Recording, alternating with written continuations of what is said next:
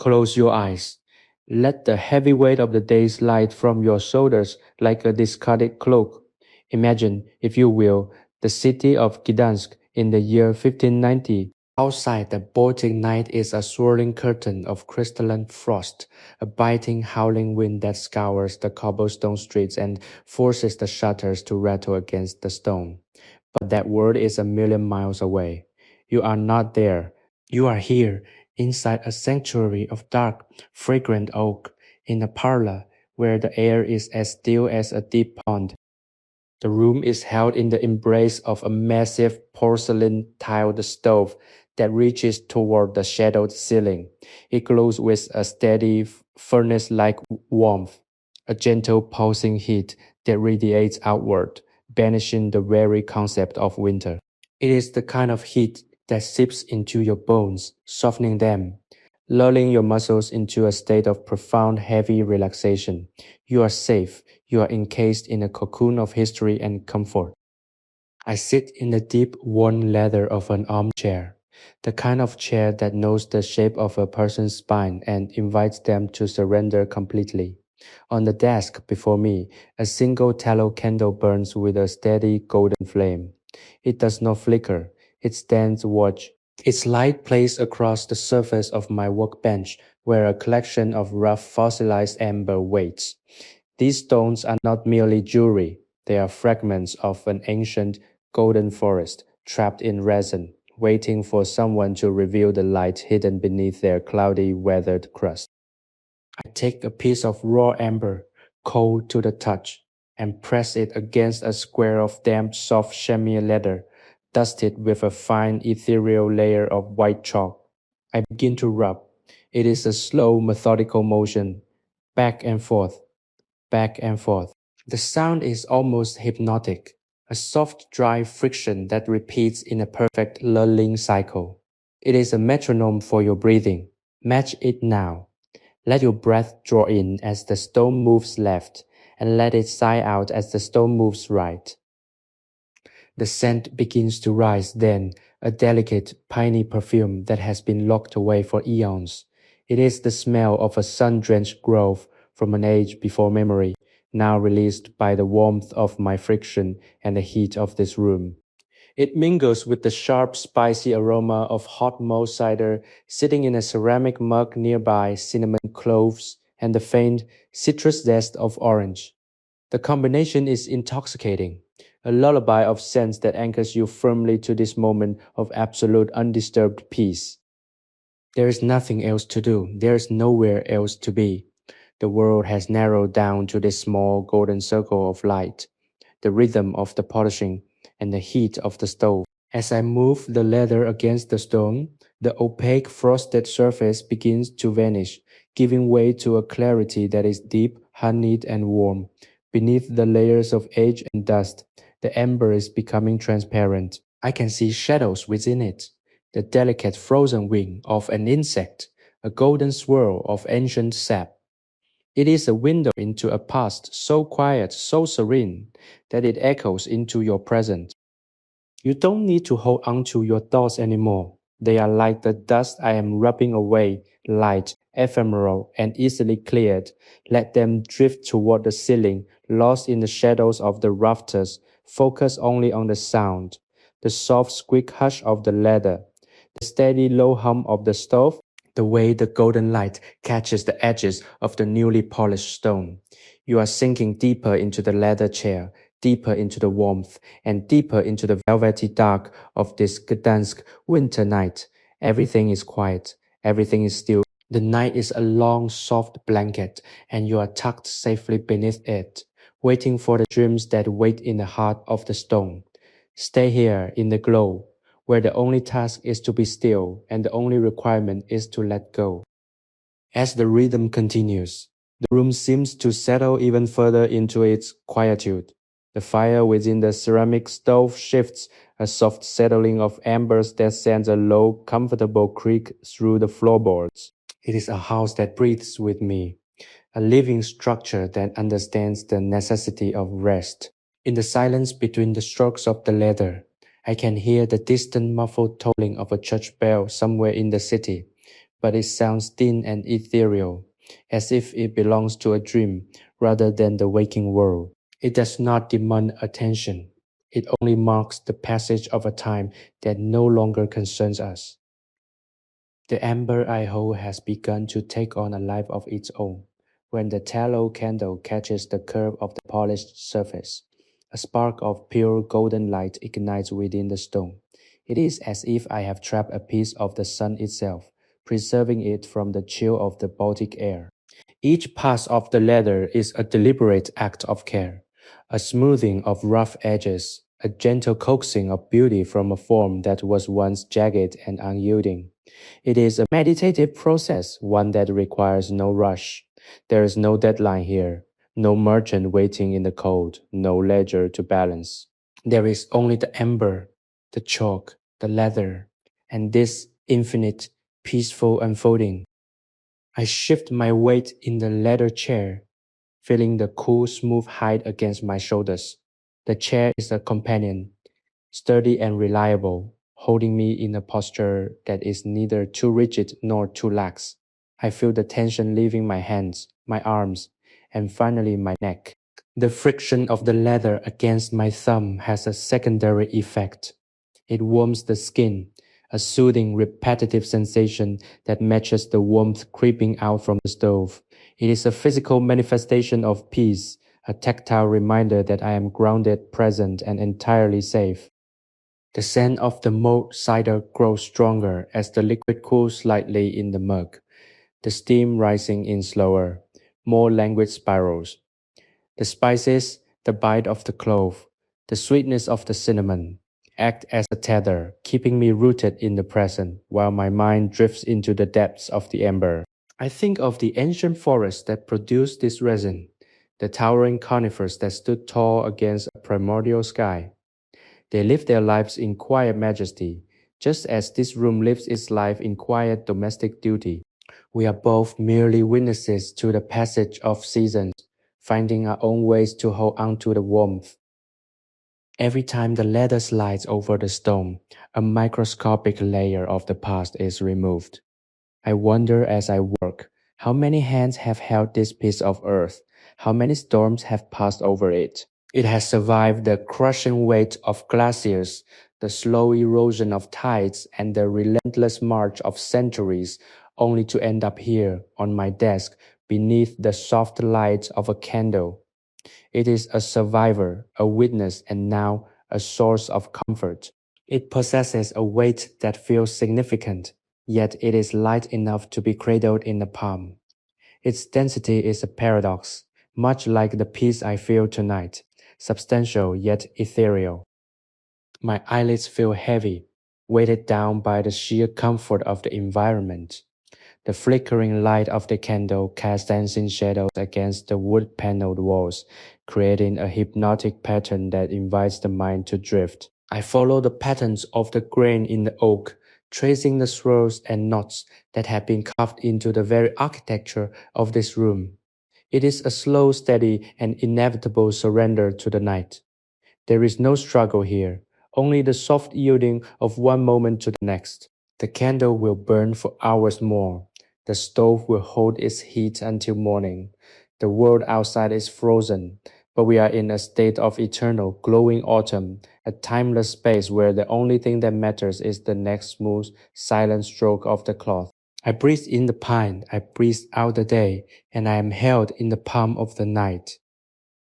The stillness of the room is not empty. It is full. It is filled with the weight of the air, the steady heat of the stove, and the quiet contentment that follows a day of honest labor.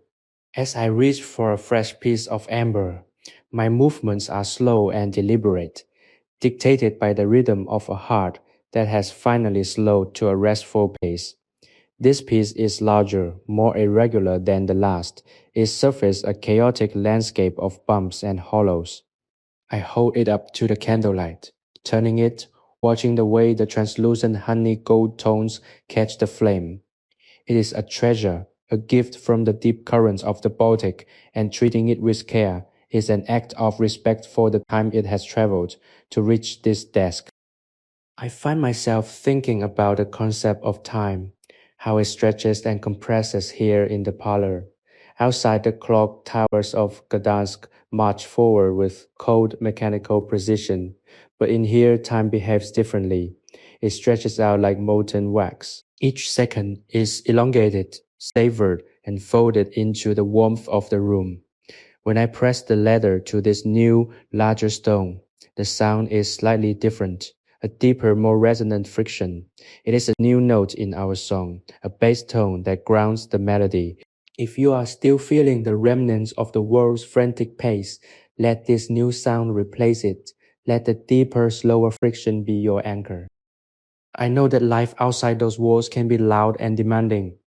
We carry burdens that are not always our own, and we navigate storms that we did not invite. But that is why this parlor exists and why this story is here for you. It is a place to lay those burdens down. You do not need to solve anything tonight. You do not need to plan or worry or strive. You only need to exist here with me in the warmth of this 1590 winter. To help you maintain this state of calm, I encourage you to subscribe to the Sleepy History with Theodore channel. By doing so, you ensure that you always have a sanctuary waiting for you, a place where the light is always warm, the fire is always burning, and the tales of the past are woven into a tapestry of pure, undisturbed relaxation. Join our community of dreamers who value the quiet, the historical, and the profoundly peaceful. The ladder moves, and the chalk dust rises in a faint, almost invisible cloud, catching the candle's glow like tiny diamonds. It is a beautiful process, the transformation of something raw and wild into something polished and refined. It reminds me that we too are constantly being polished by our experiences. The rough edges of our lives, the parts that feel sharp or unrefined, are slowly being smoothed away by the simple repetitive acts of living. We are being shaped into something better, something clearer, something that holds light more effectively. It is a comforting thought, isn't it? That we are not fixed, but are in a constant gentle process of becoming. As the stone moves, the scent of ancient pine intensifies. It is a smell that transcends the centuries, a direct link to the world as it was before the cities rose and the ships set sail. It is an earthy, grounding scent, and as I breathe it in, I feel my connection to the earth deepen. My feet resting on the heavy rug feel solid. My body supported by the chair feels at peace. The cold of the Baltic, once so formidable, now feels like nothing more than a curtain, a dark velvet backdrop that makes the golden light of this room seem even more precious. I pause for a moment, not to stop the work, but to simply behold it. I rest my hands, the leather still gripping the amber, and I listen to the silence. The house is a fortress against the night. The walls are thick, built of sturdy timber and stone, and they hold the heat of the day like a promise. There is no draught, there is no unease, just the steady rhythmic click of the stove, the soft crackle of the settling wood, and the quiet rhythmic breathing that connects us across the gulf of time. You are right here in the safest place in the world, in the moment that will never be rushed again. The rhythm continues, and with it, a deeper sense of surrender. I find my eyes tracing the intricate wood carvings that adorn the walls of this parlor. Craftsmen, long forgotten, spend weeks, perhaps months, layering these panels with floral motifs and geometric patterns that catch the light in a thousand different ways.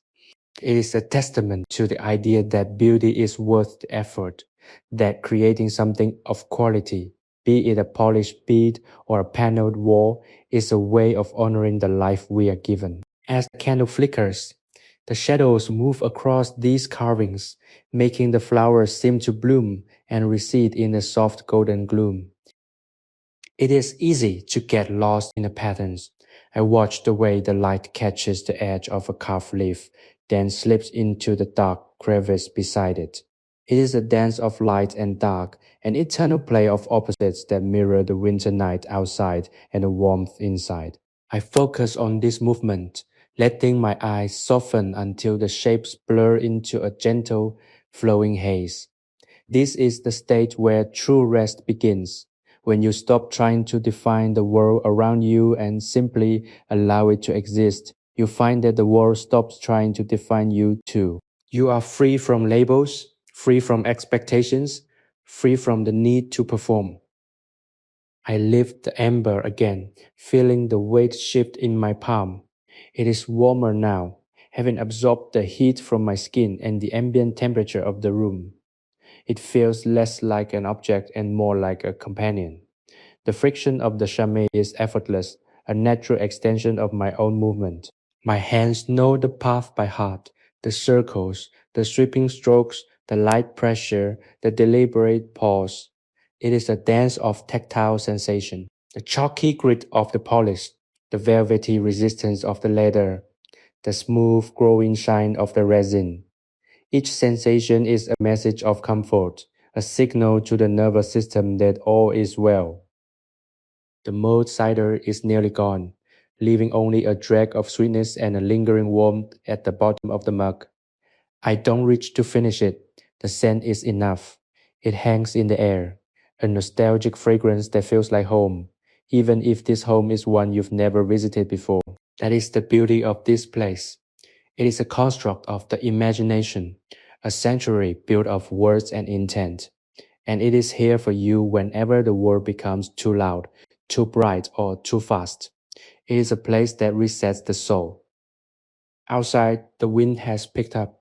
I hear it ghosting around the eaves, a long, low whistle that sounds almost like a sigh. It tries to find a way in, testing the seals of the window frames, but it is rebuffed by the heavy insulated masonry. The house is a fortress, and we are its inhabitants, tucked deep within its core. There is a profound sense of security in knowing that the storm has no power here. It is a boundary that holds, a wall that protects, a reality that endures. I think of the thousands of people out there in the dark, struggling against the elements, and I send a silent wish of warmth their way before pulling my focus back into this golden illuminated circle. We are so often taught to look forward, to anticipate the next moment, the next challenge, the next requirement. But tonight, we are practicing the art of the now. We are honoring the present moment, holding it like a polished stone in the hand and admiring its clarity. When you focus on the present, the future loses its power to intimidate, and the past loses its power to regret. There is only the warmth of the stove, the scent of the pine, and the soft rhythmic sound of the work. You are becoming as smooth and clear as the ember, the rough edges of your anxiety being polished away by the sheer repetition of this calm, intentional, and quiet existence. There is no urgency, there is no haste, just the slow, steady progression of the evening, leading you toward a rest so deep and so restorative that it feels like sinking into a sea of silk. The tallow candle has burned down just a fraction, its flame sitting lower in the holder, casting a broader, warmer glow across the workbench. I watch a droplet of wax slide down the side of the candle, freezing into an intricate teardrop shape as it meets the cooler air near the base. It is a slow downward journey, a quiet descent that mirrors the way my own thoughts are now falling one by one into the deep, dark well of sleepiness. The ember in my hand is now so smooth that it feels like polished silk. I rub my thumb over it, feeling the absolute lack of resistance, the way the surface has become a perfect reflective mirror for the tiny flame. There is a profound sense of accomplishment in this task. Even if the result is something as simple as a bead, it is the joy of completion of taking something chaotic and bringing order to it. I imagine the ancient forest once more, the towering amber producing trees that stood in the warmth of a prehistoric sun, shedding their resin like tears of gold. That resin waited for millions of years, held in the cold, dark embrace of the earth, only to be brought here to this parlor, to be warmed by my hand and polished by my effort. We are part of a very long, very quiet cycle of restoration. We are just the latest in a line of beings who have sought comfort in the glow of a fire and the beauty of natural things. My movements have slowed even further. The rhythm is now so ingrained that it requires no conscious thought. The letter moves, the sound echoes, the air shifts with the piney scent. It is an autonomous, gentle process. I can feel my eyelids fluttering, a heavy velvet sensation that I do not try to fight. Why should I? There is nothing else to attend to. The fire in the stove continues its low frequency hum, a sound that vibrates in the very floorboards and travels up through the soles of my boots, grounding me to the earth. It is a steady, reassuring pulse, the heartbeat of the home. In this state of deep relaxation, the borders of the room seem to soften, the corners, usually dark and distinct, feel like they are dissolving into a gentle shadow. The heavy velvet curtains draped over the windows are like deep, dark water, holding back the winter and wrapping the room in a sense of absolute finality. No light from the outside world can penetrate this. No noise can interrupt this. You are in a space where time is not a measure but a quality, a thick, slow, golden quality that feels like honey. It is a wonderful thing to let go of the need for speed, to just be in the quiet for as long as you desire. I reach out to the edge of the desk and pick up a small, fine bristle brush. Setting the leather aside, I brush away the final traces of white chalk dust from the crevices of the amber, the bristles making a sound like a soft whisper. It is the final refinement. Once the dust is gone, the stone is clear, a window into a time before humans walked the earth. I hold it up once more, and this time the flame of the candle seems to live inside the stone. It is a golden core, a captured piece of light. It is a peaceful sight, a focal point that keeps the mind from wandering, anchoring it in the beauty of the present. The warmth from the stove has reached a perfect steady state. The room is not hot, it is merely enveloped in a temperate, cozy embrace that makes the idea of leaving feel impossible and unnecessary. Why would anyone want to leave? Go out here. There is light, warmth, the scent of the ancients, and the company of a quiet, purposeful task. Everything you need for a restful night is contained within these four walls. As I place the polished amber down on the velvet-lined tray, I feel a wave of complete total satisfaction. The work is done. The cycle is complete. There is nothing left to do but sit and listen and breathe and let the quiet of the Gdansk winter settle deep into your bones, preparing you for the most restful dream-filled sleep you have known in a very long time. The silence of the room deepens, thick and rich as dark honey. I find myself leaning back into the leather of the chair, my head resting against the cool, firm surface. The work is finished, and the tray before me holds several pieces of amber, each one now a captured fragment of a golden age, catching the candlelight and reflecting it back in soft, warm ripples. It is a moment of profound stillness, a culmination of all the small repetitive actions that led us here. There is no more polishing to do, no more friction to create. There is only the settling of the air, the cooling of the stove's exterior, and the gentle rhythmic ticking of the shadows against the wall. I listen to the house. It is a living, breathing entity, shifting its weight as the temperature outside drops further. The floorboards groan a soft musical note as they expand and contract, a sound that has become as comforting to me as a lullaby. It is the sound of the house protecting us, holding the warmth inside its massive, thick walls, guarding the sanctuary. I feel a wave of gratitude for this shelter, for the wood that grew to form these beams, for the stone that was quarried to make these walls, and for the craftsmanship that brought them together in such a perfect, lasting way. In this deep, quiet space, the mind begins to detach itself from the concerns of the day. The thoughts that once felt like heavy, jagged stones are now smoothed by the same process we applied to the amber. They are becoming rounded, translucent, and light. And they float in the back of my mind, no longer sharp, no longer demanding. I watch them drift away, replaced by a sense of calm that is almost tangible. It is the feeling of being perfectly centered, balanced in the middle of a long, dark, and beautiful winter night. The scent of pine, which was once sharp and invigorating, has mellowed into something soft and pervasive. It is the smell of a forest floor in the quiet of a winter night, a deep, earthy perfume that anchors you to the core of the world. It is a grounding, stabilizing scent, one that signals to the brain that it is time to slow down, time to stop, time to surrender. Combined with the lingering trace of spice from the cider, it creates an olfactory landscape that is entirely peaceful. You are breathing in peace with every breath. You are exhaling the weight of the day with every sigh. As the tallow candle begins to burn closer to its base, the shadows in the room grow longer and more fluid. They creep across the ceiling like gentle dark water, creating a landscape that is constantly shifting, constantly soothing. I watch them move, feeling my eyes grow heavy, a delicious, irresistible weight pressing down on my lids.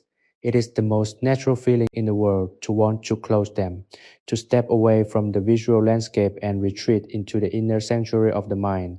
The room is safe, the fire is warm, the work is done. There is nothing to fear and nothing to seek. It is in these moments of transition between the activity of the day and the depth of the night that we find our true selves. We are not our tasks, we are not our worries, we are the stillness that remains when all of that is stripped away. We are the warm, living core, capable of finding peace in the simple, the repetitive, and the beautiful. As you drift here, let the memory of the ember's golden hue stay with you. Let the soft, rhythmic squeak of the ladder stay with you. Let the feeling of the warm, heavy air stay with you. Sleepy History with Theodore is a sleep history storytelling platform created for entertainment, inspiration, education, and the promotion of positive emotional values. You are perfectly placed to drift off into a deep, dreamless, and restorative rest, carried on the wings of this ancient golden story into the quiet, starlit embrace of the night.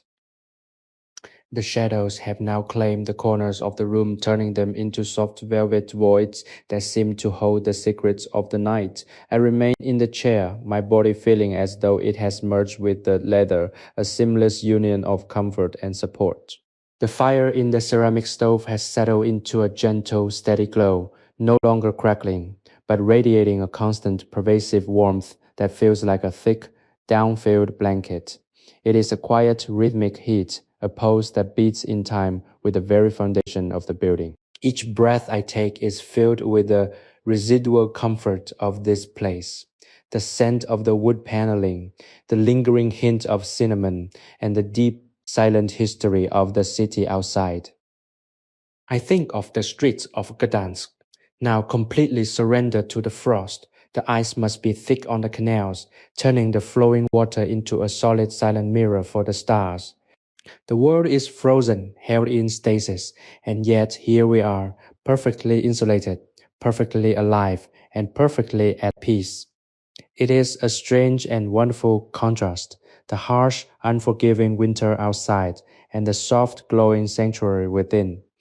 It reminds me that peace is not the absence of the storm, but the ability to remain calm while the storm passes by. We have built this internal shelter together, brick by brick, word by word, and now it is a place where you can retreat whenever the world becomes too much to bear. My fingers trace the edge of the velvet tray where the polished amber rests. Even without looking, I know exactly how they feel, smooth, cool, and perfectly formed. They are the product of patience and time, and in their own way, they have become symbols of the journey we have taken tonight. We started with rough, jagged edges, and we have smoothed them down.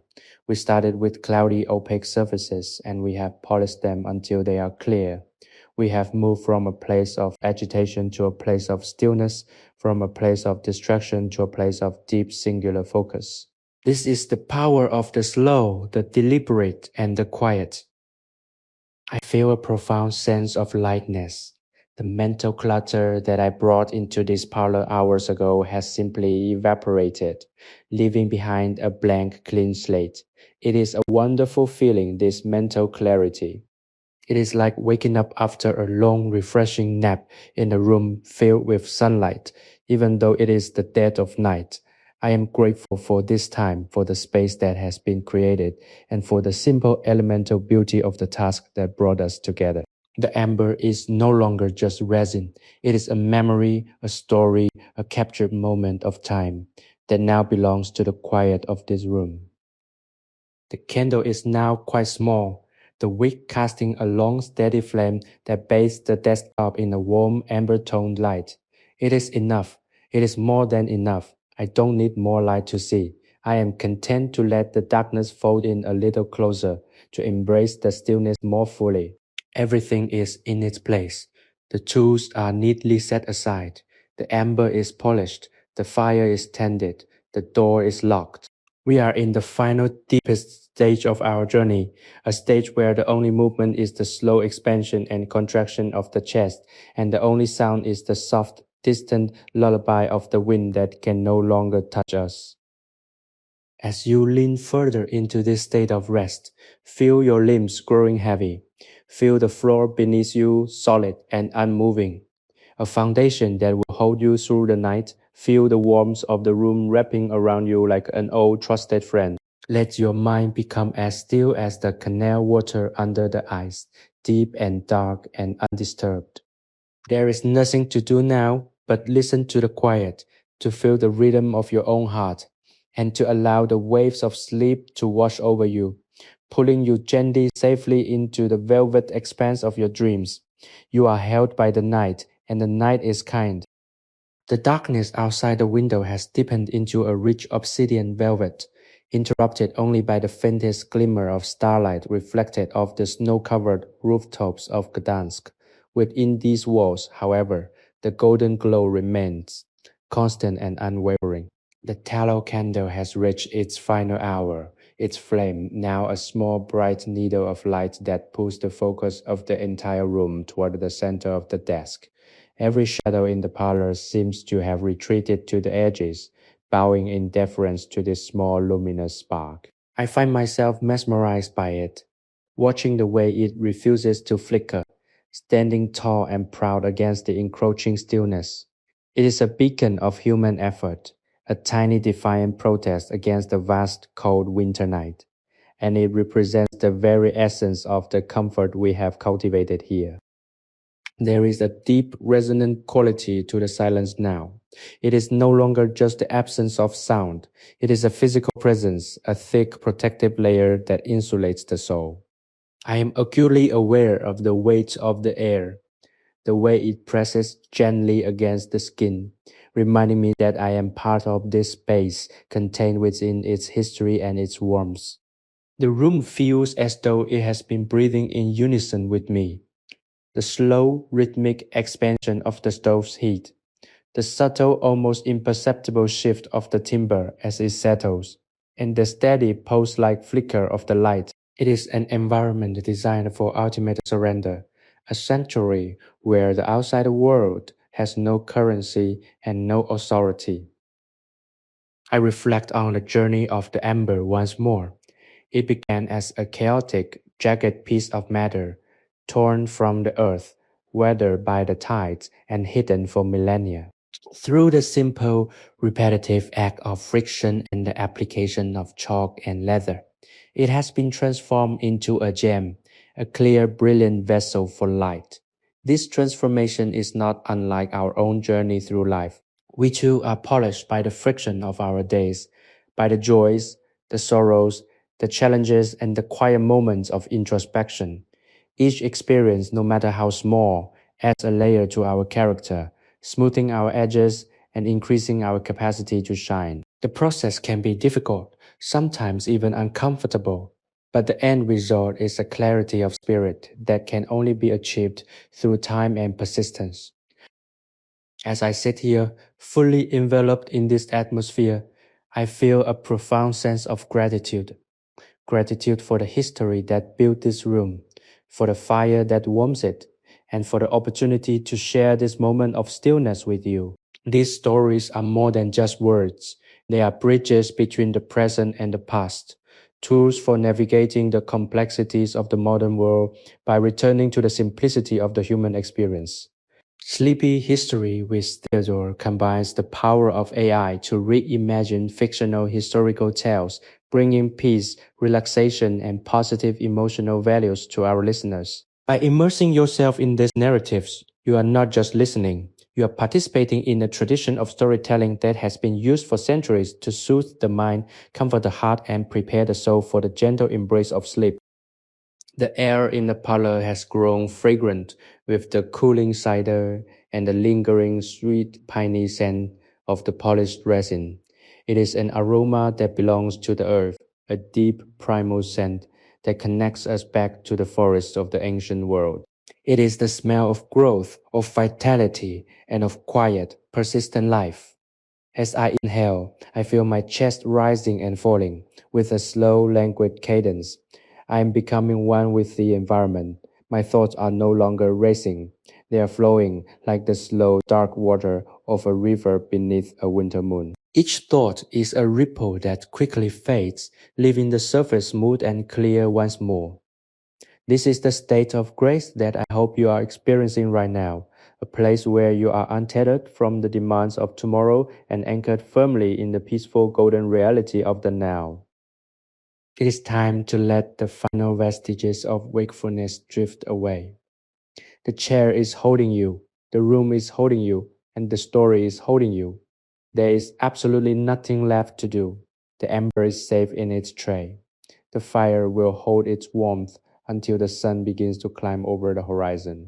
The city is sleeping, the world is waiting, and you have earned this moment of pure, unadulterated stillness. Let your eyes close completely. Let the image of the golden stone reflecting the candle's steady flame be the last thing you see before the darkness becomes a welcoming blanket.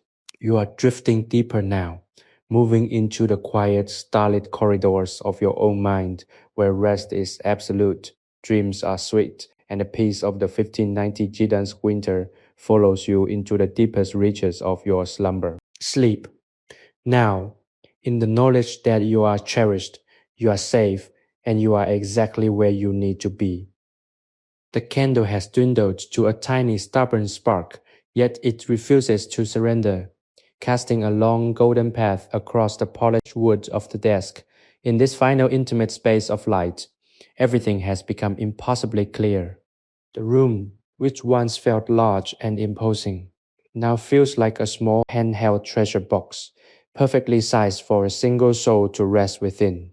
The walls, paneled in dark, seasoned oak, seem to draw closer, wrapping around me like a warm, protective shroud.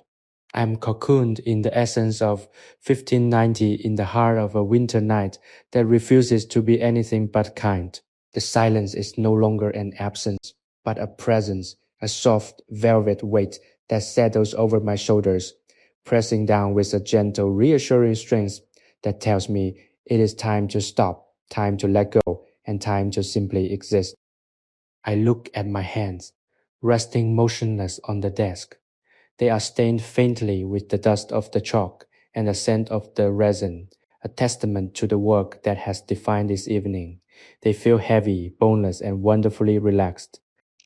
It is a strange, detached sensation, as if my hands belong to someone else, someone who has completed their labor and is now ready for a long, well-deserved rest. This is the goal of our time together, to move from the frantic, overstimulated state of modern life to this state of total blissful surrender. We have traveled far from the noise of the world, following the winding cobblestone paths of history until we reached this quiet parlor, this room where the fire never fails and the winter never bites. Outside, the wind has finally stilled. The silence of the city is absolute, a blanket of snow-muffled quiet that stretches from the harbor to the city gates. I imagine the ships in the docks, their rigging coated in frost, standing tall and silent in the dark. I imagine the merchants in their homes, the artisans in their shops, all of them finally tucked away, hidden from the cold, dreaming of spring. We are part of that great silent congregation now, a part of the vast sleeping city of Gdansk. There is a deep primal satisfaction in this, the knowledge that we are doing exactly what every human being has needed to do since the beginning of time. We are seeking shelter. We are seeking warmth, and we are preparing to let go of the day so that we can meet tomorrow with a rested heart. My breathing has become so shallow and slow that I barely notice it. It is as if I am drawing in the very quietude of the room, inhaling the stillness and exhaling the last remnants of my own internal dialogue. Each breath is a bridge, carrying me further away from the surface of wakefulness and deeper into the calm dark ocean of the subconscious. There is no urgency in the room. The candle will burn until it can burn no longer, and that is as it should be. The transition from light to dark is natural, a gentle surrender that requires no effort at all. It is the most beautiful, inevitable movement in nature, and we are perfectly in sync with it. The amber beads on the tray catch the light, glowing with an inner warmth that feels almost alive. They are no longer mere stones. They are keepers of time, keepers of secrets, keepers of the peace we have found tonight. I could reach out and touch them, but I don't feel the need. The memory of their texture, the cool, smooth, and perfectly polished feel of them is enough. It is etched into my senses, a tactile anchor that keeps me grounded in this moment of pure serenity.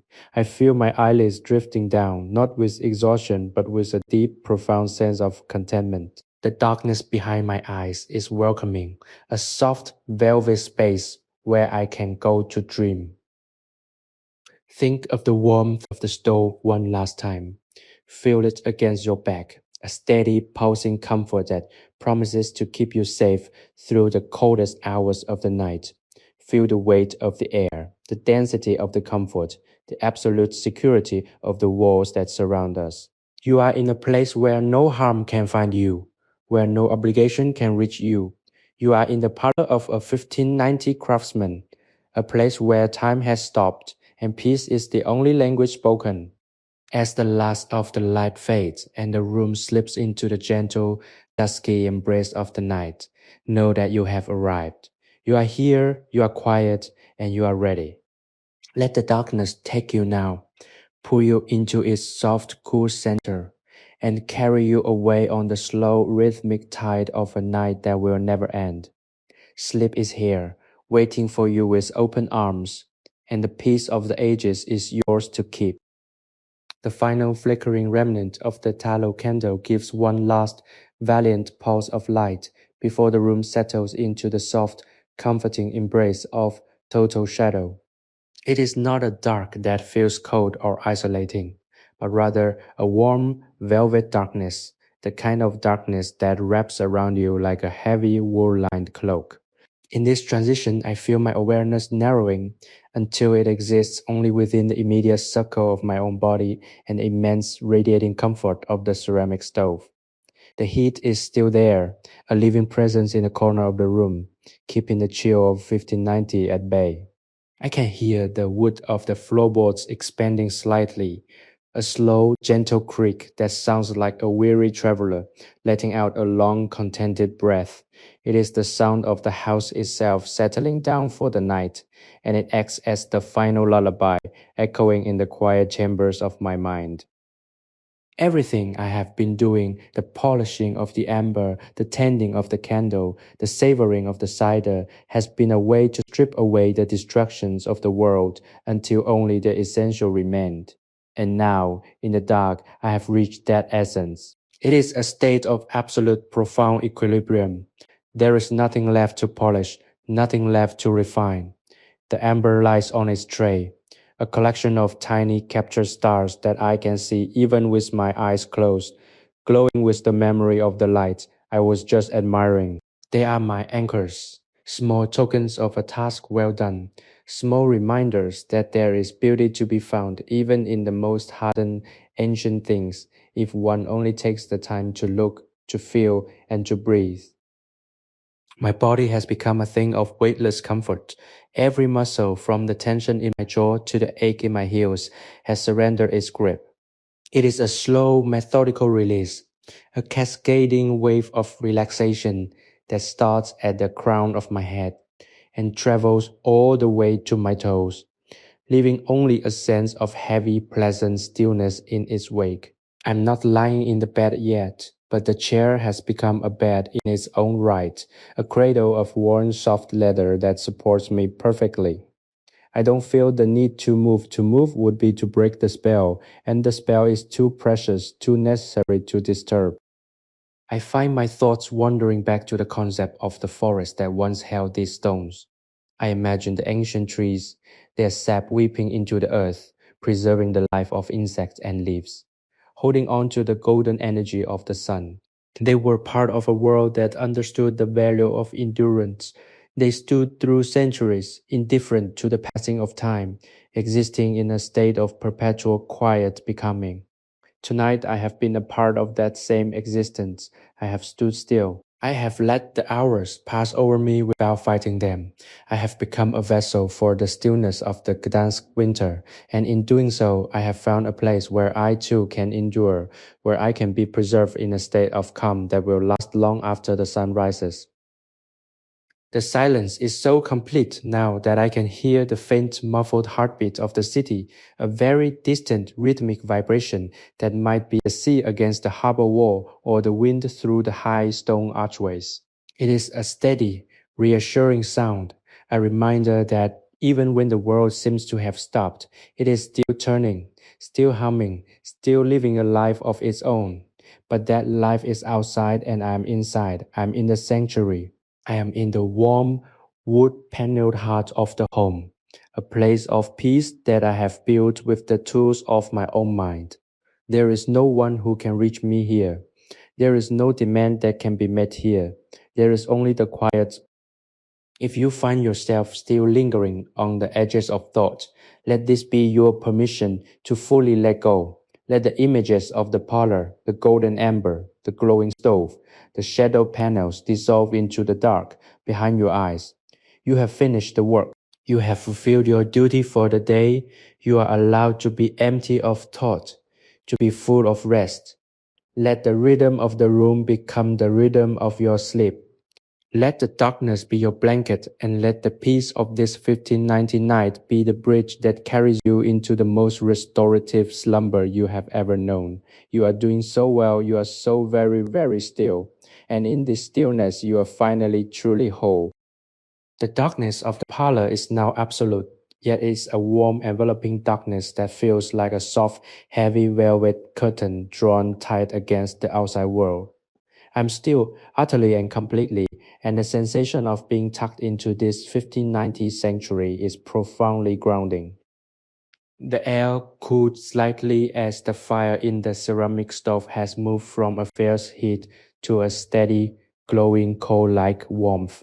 Feels clean and crisp, carrying the very faint, lingering essence of pine and spice cider. I can feel the weight of my own body sinking deeper into the high-backed leather chair, the material groaning in a slow, familiar way as I adjust my posture one last time. There is no need for light. Everything I need is held in the memory of the room, the textures, the smells, the quiet sense of purpose that define this evening. It occurs to me now, in this state of near dreaming, how essential these moments of total stillness truly are.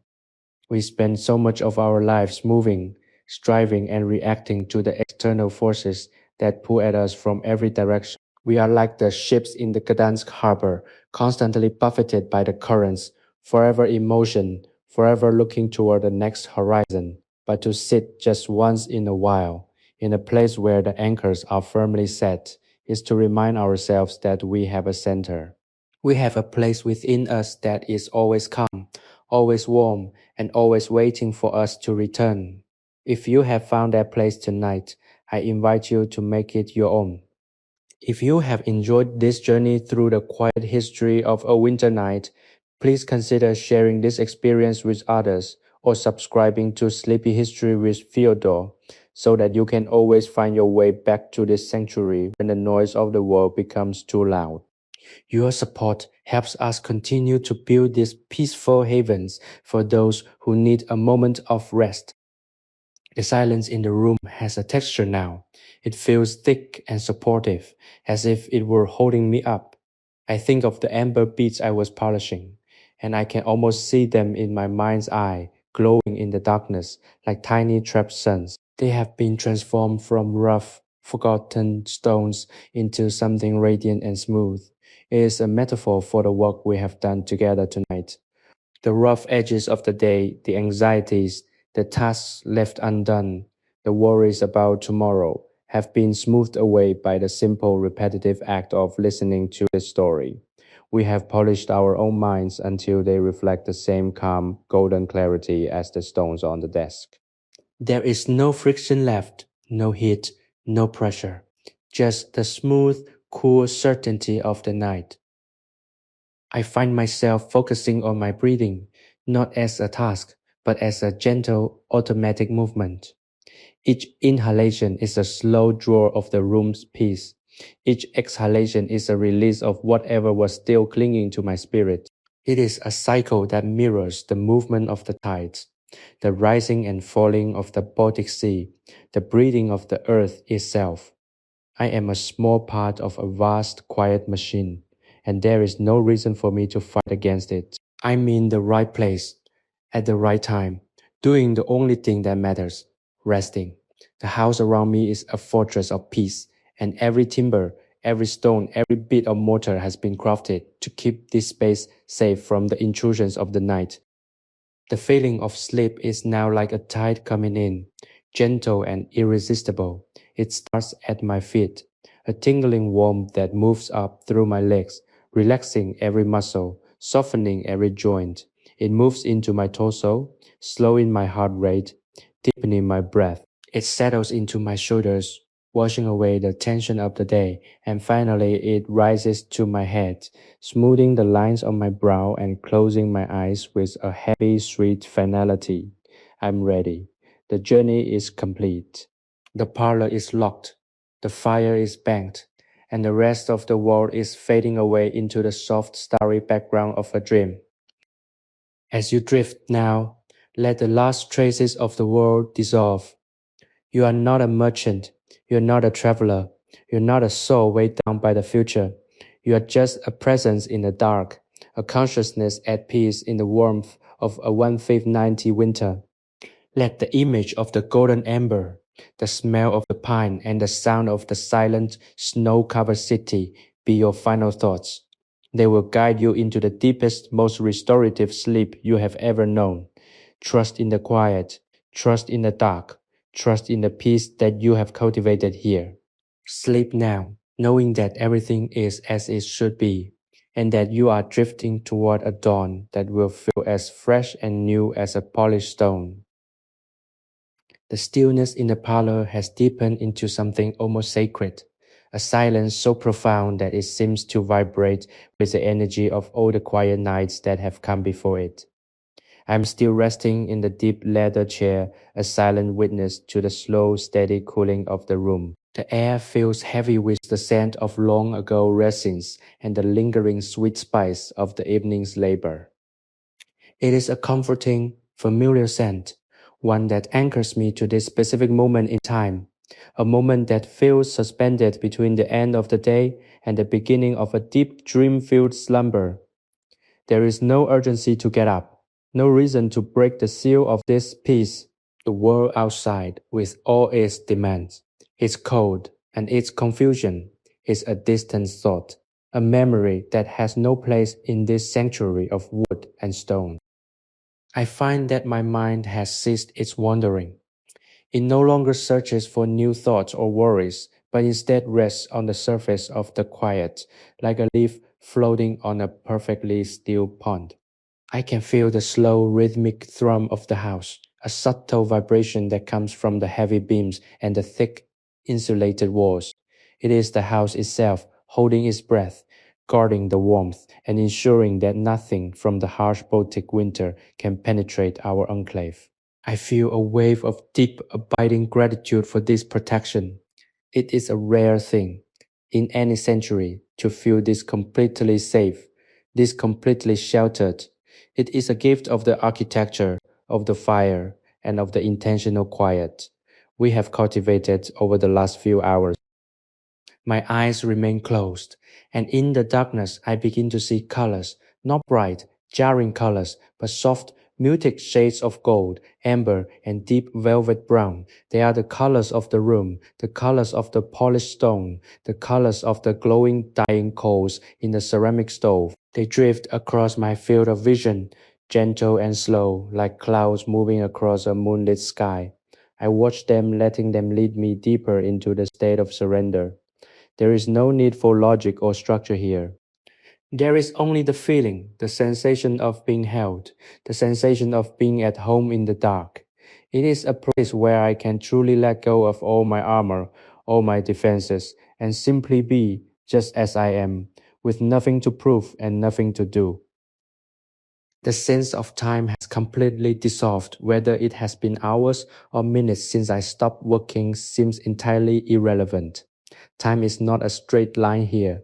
It is a circle, a loop of comfort that turns in on itself, feeding the soul with the same peace over and over again. I'm not getting older. I'm not moving forward. I am simply existing in this perfect rounded instant. And that is enough. That is everything. To exist in comfort, in warmth, in safety.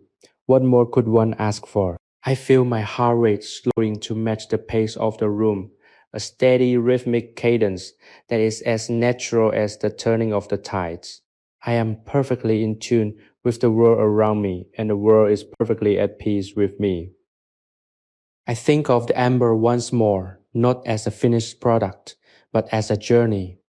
It was once part of a tree, then part of the earth, then part of the sea, and now it is here, polished by my hand. It has been transformed by every stage of its existence, just as I am being transformed by this night. I'm being polished too. The sharp, jagged edges of my daily life are being smoothed away. The impurities of my worries are being brushed aside, and I am being left with a clear, resonant core of calm. I am becoming more like the stone, translucent, beautiful, and enduring. It is a slow, quiet process, but it is deeply, fundamentally transformative. As I lie here, sinking further into the leather of the chair, I feel a sense of total completion. There is nothing left to adjust, nothing left to fix. The fire is at the perfect temperature.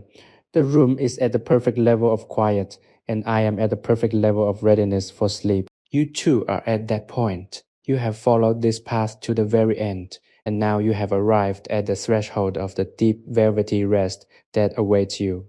Let go of the last threads of awareness. Let them slip from your fingers like fine sand. You are free to drift, free to dream, and free to disappear into the soft, comforting dark that is ready to hold you until the sun returns. The night is your blanket, and it is warm, it is safe, and it is yours. The room feels as though it has expanded, the walls becoming soft, distant boundaries that no longer hold me, but rather cradle me in a vast, silent expanse of peace. The fire within the ceramic stove has receded into a deep, amber red glow, a steady, low-frequency pulse that keeps the air in the parlor temperate and soft. I am no longer just sitting in the leather chair. I feel as if I am becoming part of the room itself, merging with the dark wood, the heavy curtains, and the very stillness of the Gdansk night.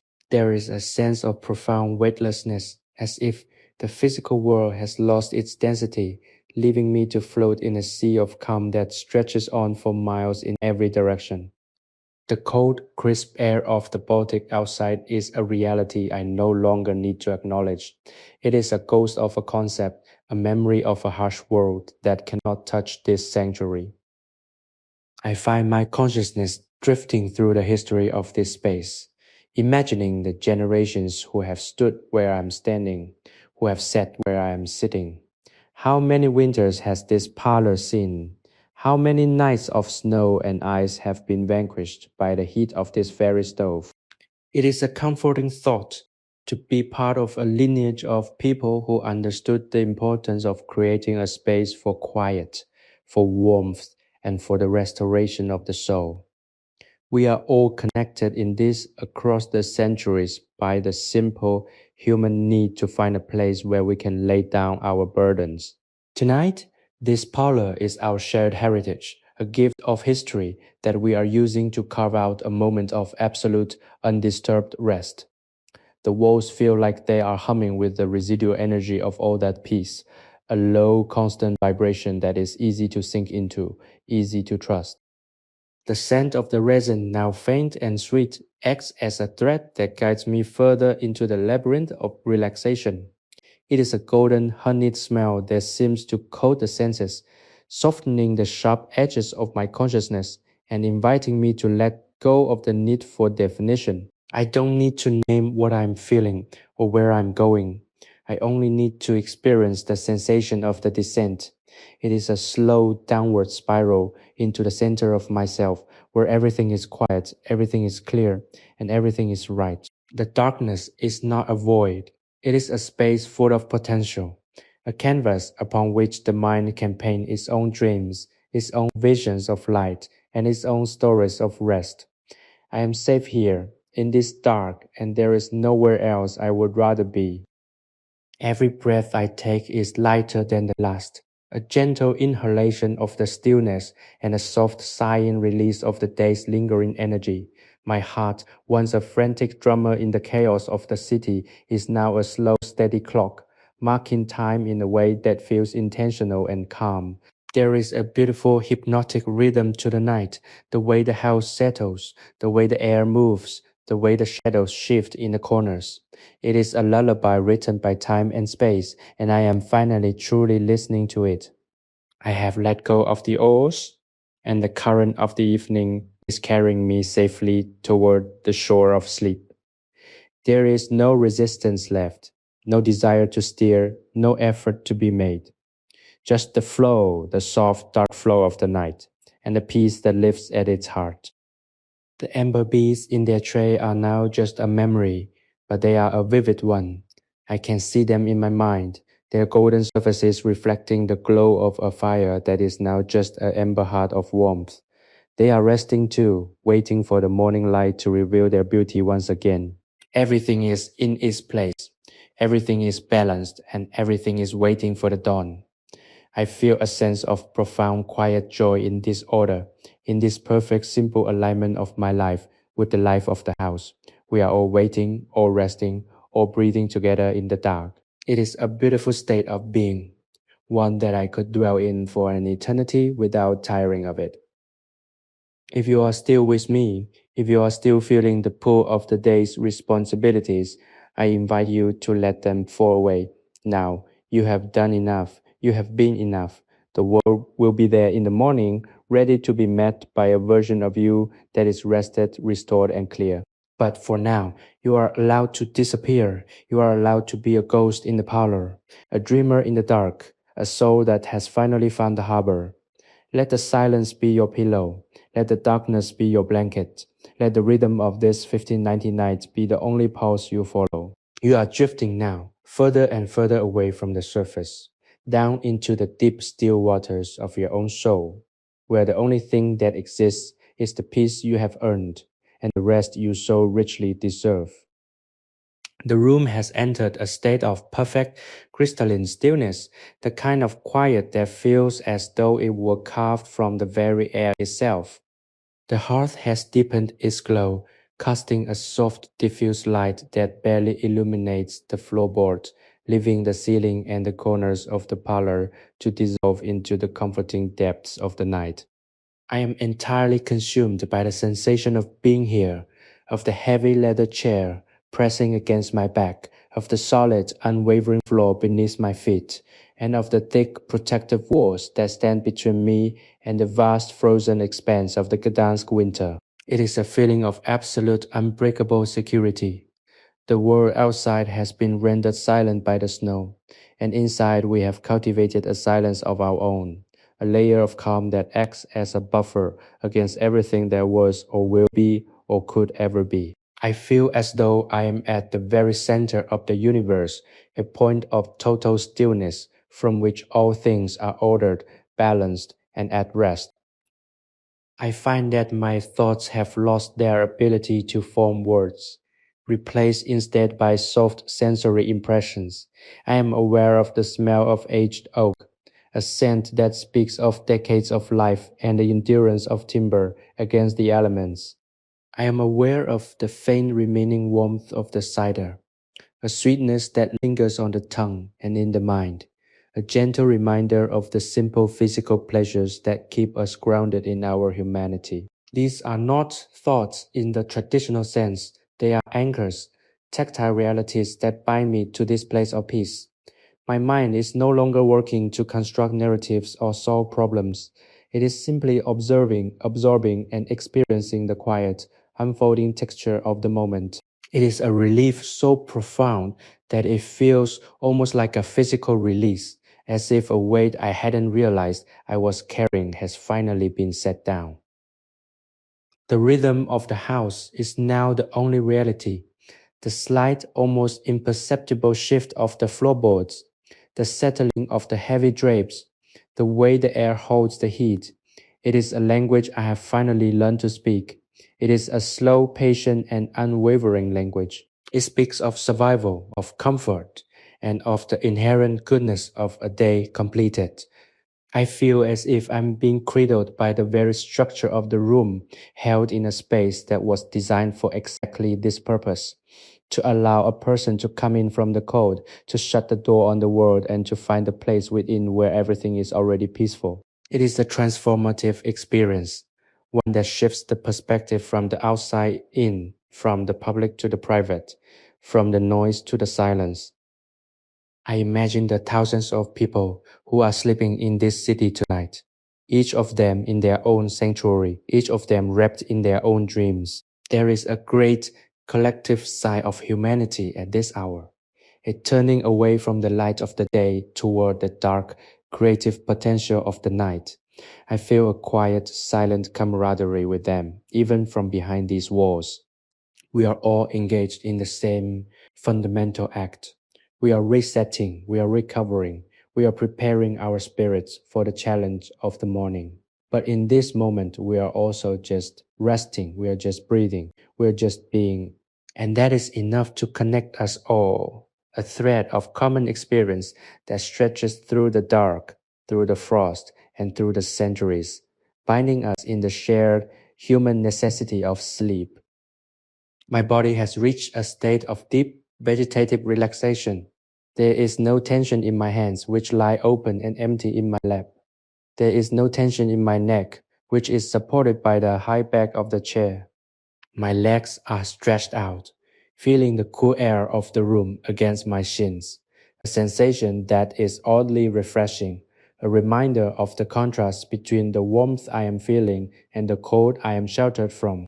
I'm becoming more and more diffuse, less of an individual and more of an atmosphere, a consciousness that fills the room and reaches out into the darkness.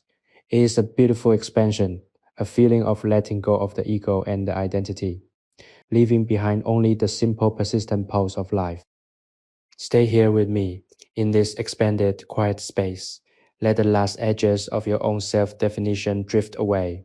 You are not the person who has to-do lists or appointments. You are not the person who is worried about the future or regrets the past. You are just the one who is here in the parlor of the 1590 craftsman, in the warmth, in the safety, and in the dark. Let the rhythm of the night take over your breathing. Let the comfort of the chair be the only ground you know. You are drifting, you are deepening, and you are falling so very gently into the velvet, waiting arms of a rest that is absolute. Everything is fine, everything is still, and you are finally truly asleep. The sense of space within this parlor has become infinite, yet intensely intimate, a paradox that only exists in the deepest hours of the night. I am suspended in this velvet darkness, feeling the steady, low-frequency hum of the sleeping city outside. It is a comforting vibration, a reminder that while the world is vast and often chaotic, At this precise moment, it is also collectively resting. The house around me feels like a living, breathing creature, its timber beams expanding and contracting with a slow, deliberate grace that mirrors the rhythm of my own heart. I am no longer an observer of the room. I am a participant in its existence, a thread in the tapestry of this 1590 evening that has become a permanent golden moment of peace. My mind has entered a state of pure receptivity. I do not have to think, I only have to be. The memories of the day, the friction of the ember, the scent of the pine, the warmth of the cider, have coalesced into a single cohesive feeling of contentment. It is as if I have spent the entire evening constructing this sanctuary, brick by invisible brick, and now that it is finished, I can simply sit back and let it hold me. The effort of the day has been entirely redeemed by the quality of this rest. There is a deep, primal satisfaction in knowing that the labor is done, the tools are put away, and the soul is finally free to wander into the dreamscape. The air in the room feels thicker now, saturated with the quietude of 1,000 years of history. I find myself thinking of the people who might have sat in this very chair before me, looking at the same flickering shadows, listening to the same muffled sounds of a Gdansk winter. They too were looking for this. They too needed to be reminded that the world is a place where one can be safe, warm, and understood. We are a lineage of dreamers linked by the shared desire to find rest in the middle of a cold, indifferent world. This realization brings with it a sense of belonging, a feeling that I am part of something much larger and much more enduring than my own short, flickering life. It is a deeply humbling and profoundly comforting thought. Every sensation is magnified by the dark, the coolness of the leather under my fingers, the subtle lingering spice in the air, the way the floor beneath me feels like the solid bedrock of the earth. Each one is a gift, a tangible connection to reality that grounds me even as my consciousness begins to drift toward the edges of the map. I'm not losing myself, I'm finding myself in the silence. I'm discovering that beneath all the noise, the responsibilities and anxieties of my existence, there is a core of stillness that is never touched, never damaged, and never lost. It is always there, waiting for me to turn inward, waiting for me to quiet down, waiting for me to remember who I truly am.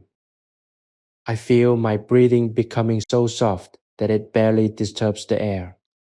It is as if I am inhaling the very darkness, taking it into my lungs and letting it fill me with its cool restorative power.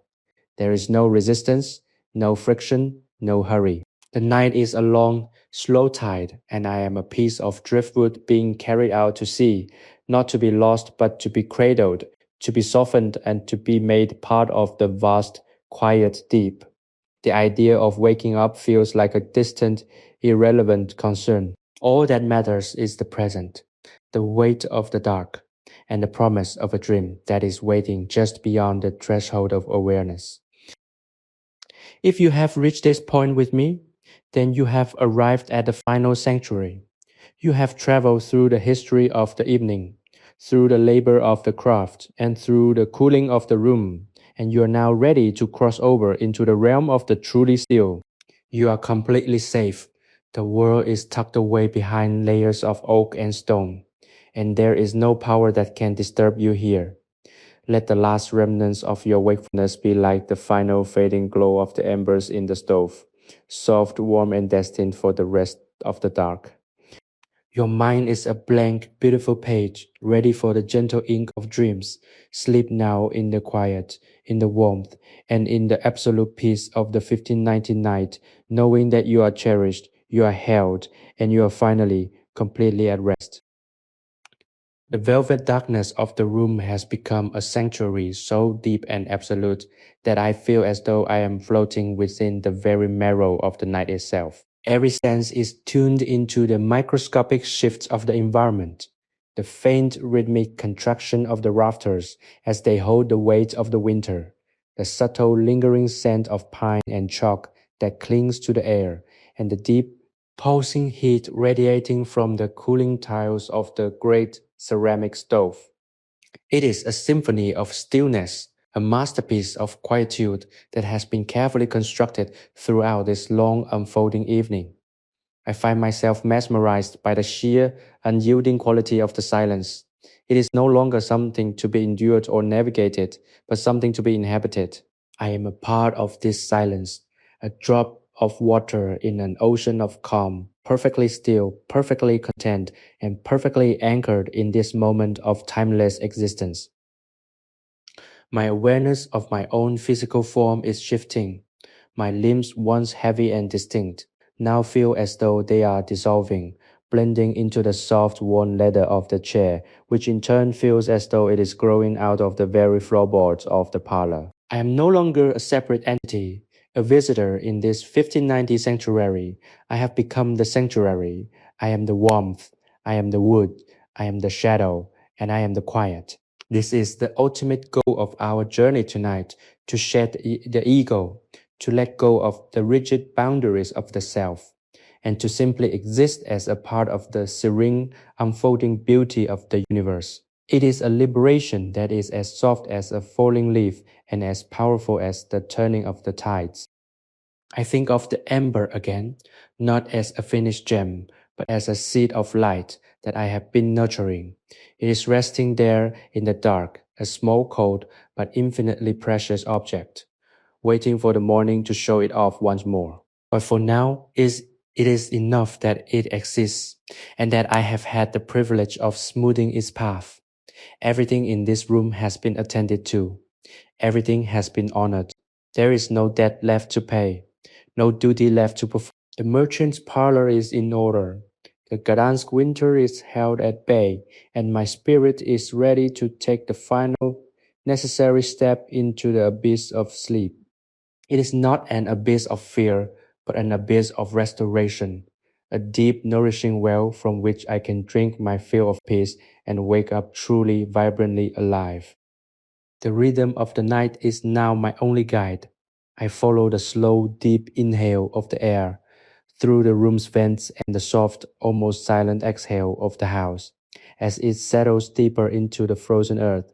It is a cycle of renewal that I am lucky enough to witness. I feel a wave of intense, quiet happiness, a joy that is not loud or boisterous, but steady and deep, the kind of joy that fills the lungs and settles the nerves. It is the joy of being exactly where one is supposed to be, doing exactly what one is supposed to be doing, and experiencing a level of safety that is rarely found in the waking world. If you are listening to this, you are part of this cycle now. You have earned your place in this room. You have walked the cobblestones of the history we have walked.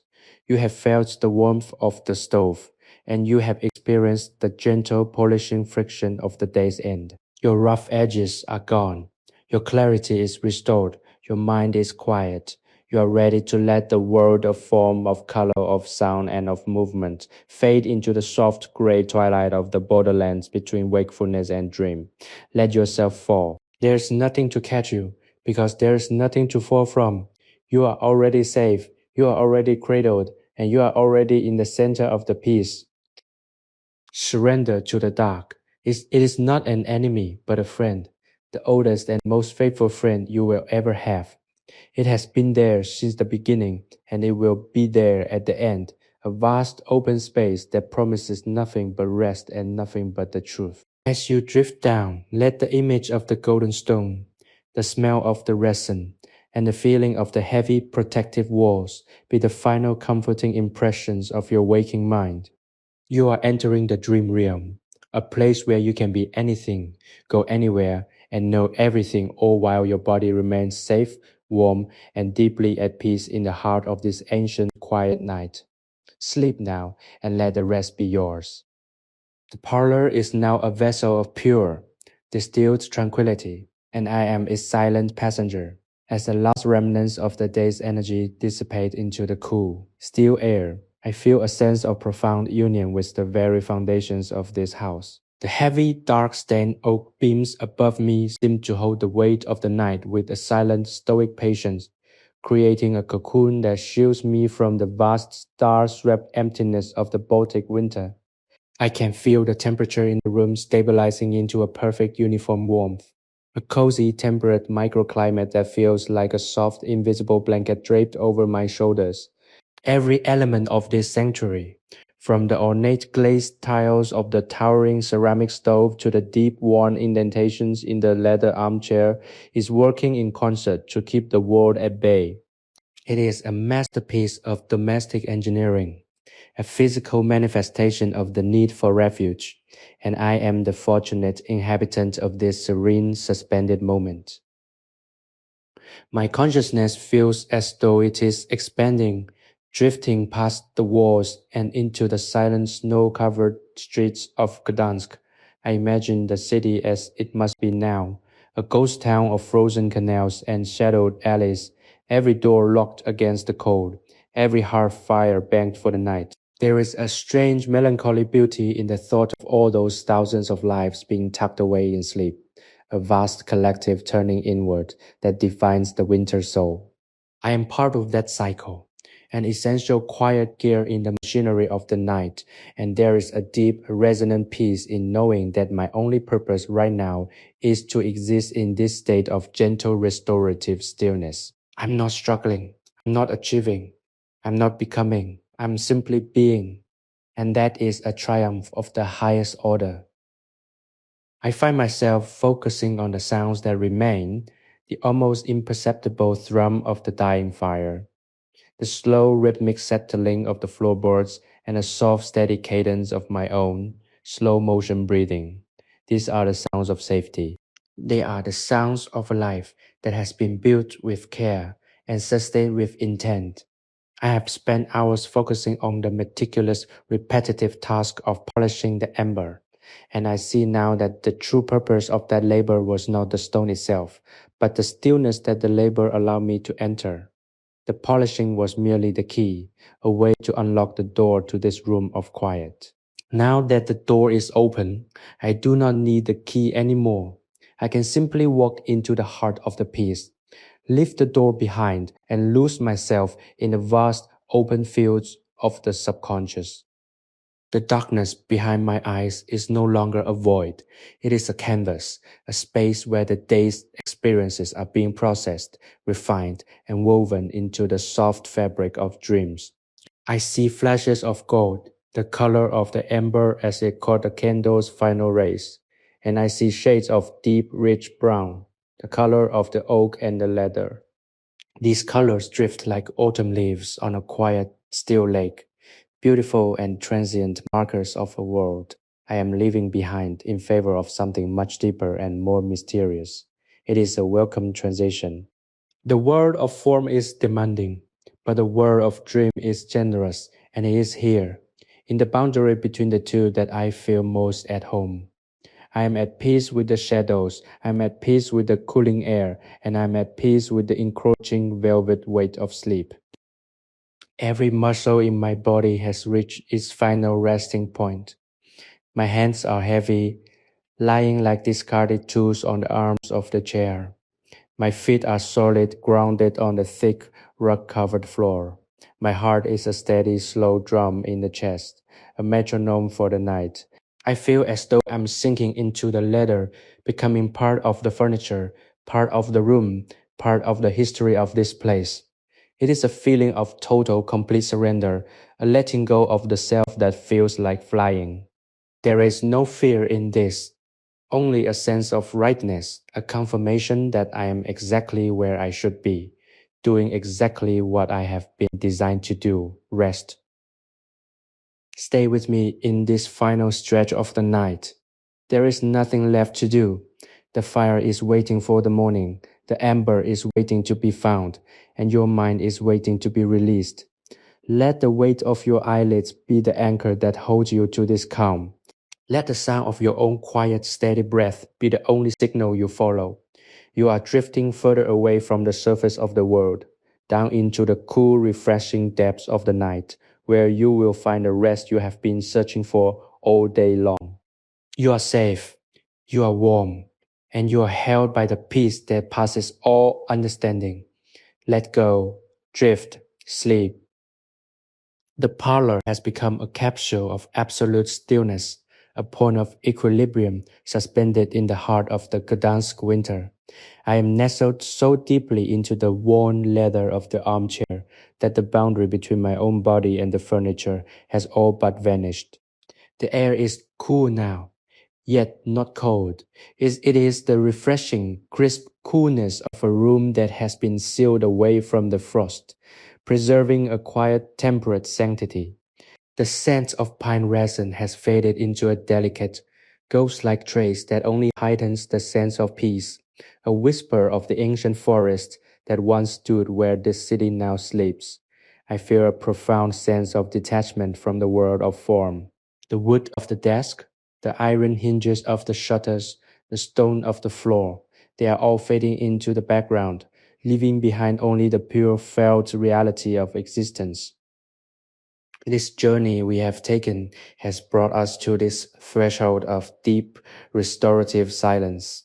Every moment of the evening was a deliberate step toward this state of grace, a way to polish the mind just as we polish the amber. I hope that in this process you have felt the heavy, jagged burdens of your own day begin to soften and round, becoming manageable, becoming light, and eventually becoming part of the gentle background hum of the night. If you have found solace in this narrative, if you have felt the warmth of our fictional parlor reaching out to soothe the tensions of your reality, please remember that you can always return to this space. By subscribing to Sleepy History with Theodore, you ensure that this sanctuary remains open for you, a constant, predictable, and deeply peaceful destination whenever the tides of the world grow too tumultuous. Our community of listeners is built on the shared belief that history, when reimagined with kindness and patience, is the greatest balm for a weary heart. My thoughts are now like smoke rising from a dying fire, thin, elegant, and effortlessly drifting upward toward the shadow rafters. There is no longer any linear progression to my thinking. I'm not contemplating the future, nor am I replaying the past. I'm simply inhabiting the now, a vast, quiet space that has no edges and no end. It is a blissful state of being where the ego is no longer the center of gravity. I am an observer of the quiet, a guest in the house of sleep. The silence is so deep that I can hear the infinitesimal rhythmic contraction of the floorboards as they settle into the night, a sound that is as natural and as steady as the turning of the earth itself. It is a heartbeat, the heartbeat of the house, and I am sinking my own rhythm to it, letting it lead me deeper into the dark. I imagine the thousands of people out there in the city of Gdansk, all of them finally succumbing to the natural, irresistible gravity of rest. We are all united in this, a vast, silent army of the weary, finding our strength again in the stillness. It is a beautiful universal human experience, this retreat into the shadows. We are doing exactly what we were meant to do. We are honoring the necessity of the cycle. I feel a great swelling tide of contentment in this knowledge, a quiet internal celebration of the order of things. There is nothing to fix, nothing to improve, and nothing to change. Everything is exactly as it should be, a perfectly orchestrated unfolding of time and space, and I am privileged to be a small conscious part of it. Your body is now entirely yours to let go of. You have inhabited it for long hours. You have walked with it, worked with it, and worried with it, but now you can leave it to the care of the dark. The chair is strong, the room is warm, and the night is long and kind. There is no place you need to be. There is no one who needs you to be anything other than exactly what you are right now, a dreamer, waiting to enter the final velvet gate. Feel the weight of your limbs, the softness of your breath, and the absolute, unwavering safety of this space. You have arrived at the center of the sanctuary. You have come through the fire and the cold to reach this point of ultimate golden peace. Let the final images of our parlor, the glowing bent coals of the stove, the shadows on the oak, the silence that is like a held breath, be the last things that cross your mind. Let them dissolve into the soft gray twilight of the dream world. You are doing so well. You are so still.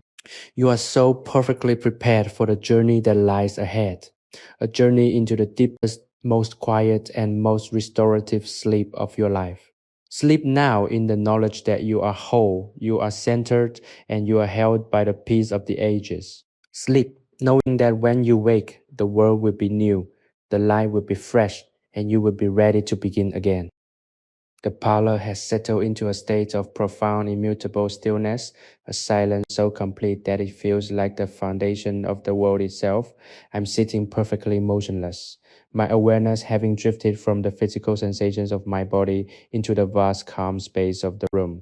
The air feels cool and clean, washed off the day's dust, and it carries with it a soft grounding scent that reminds me of deep winter woods, a fragrance of pine, cedar, and the ancient earthy smell of sleeping earth. It is a scent that acts as a tether, keeping me rooted to the ground, even as my mind feels ready to ascend into the reaches of a deep, dreamless slumber. I am no longer a man in a chair.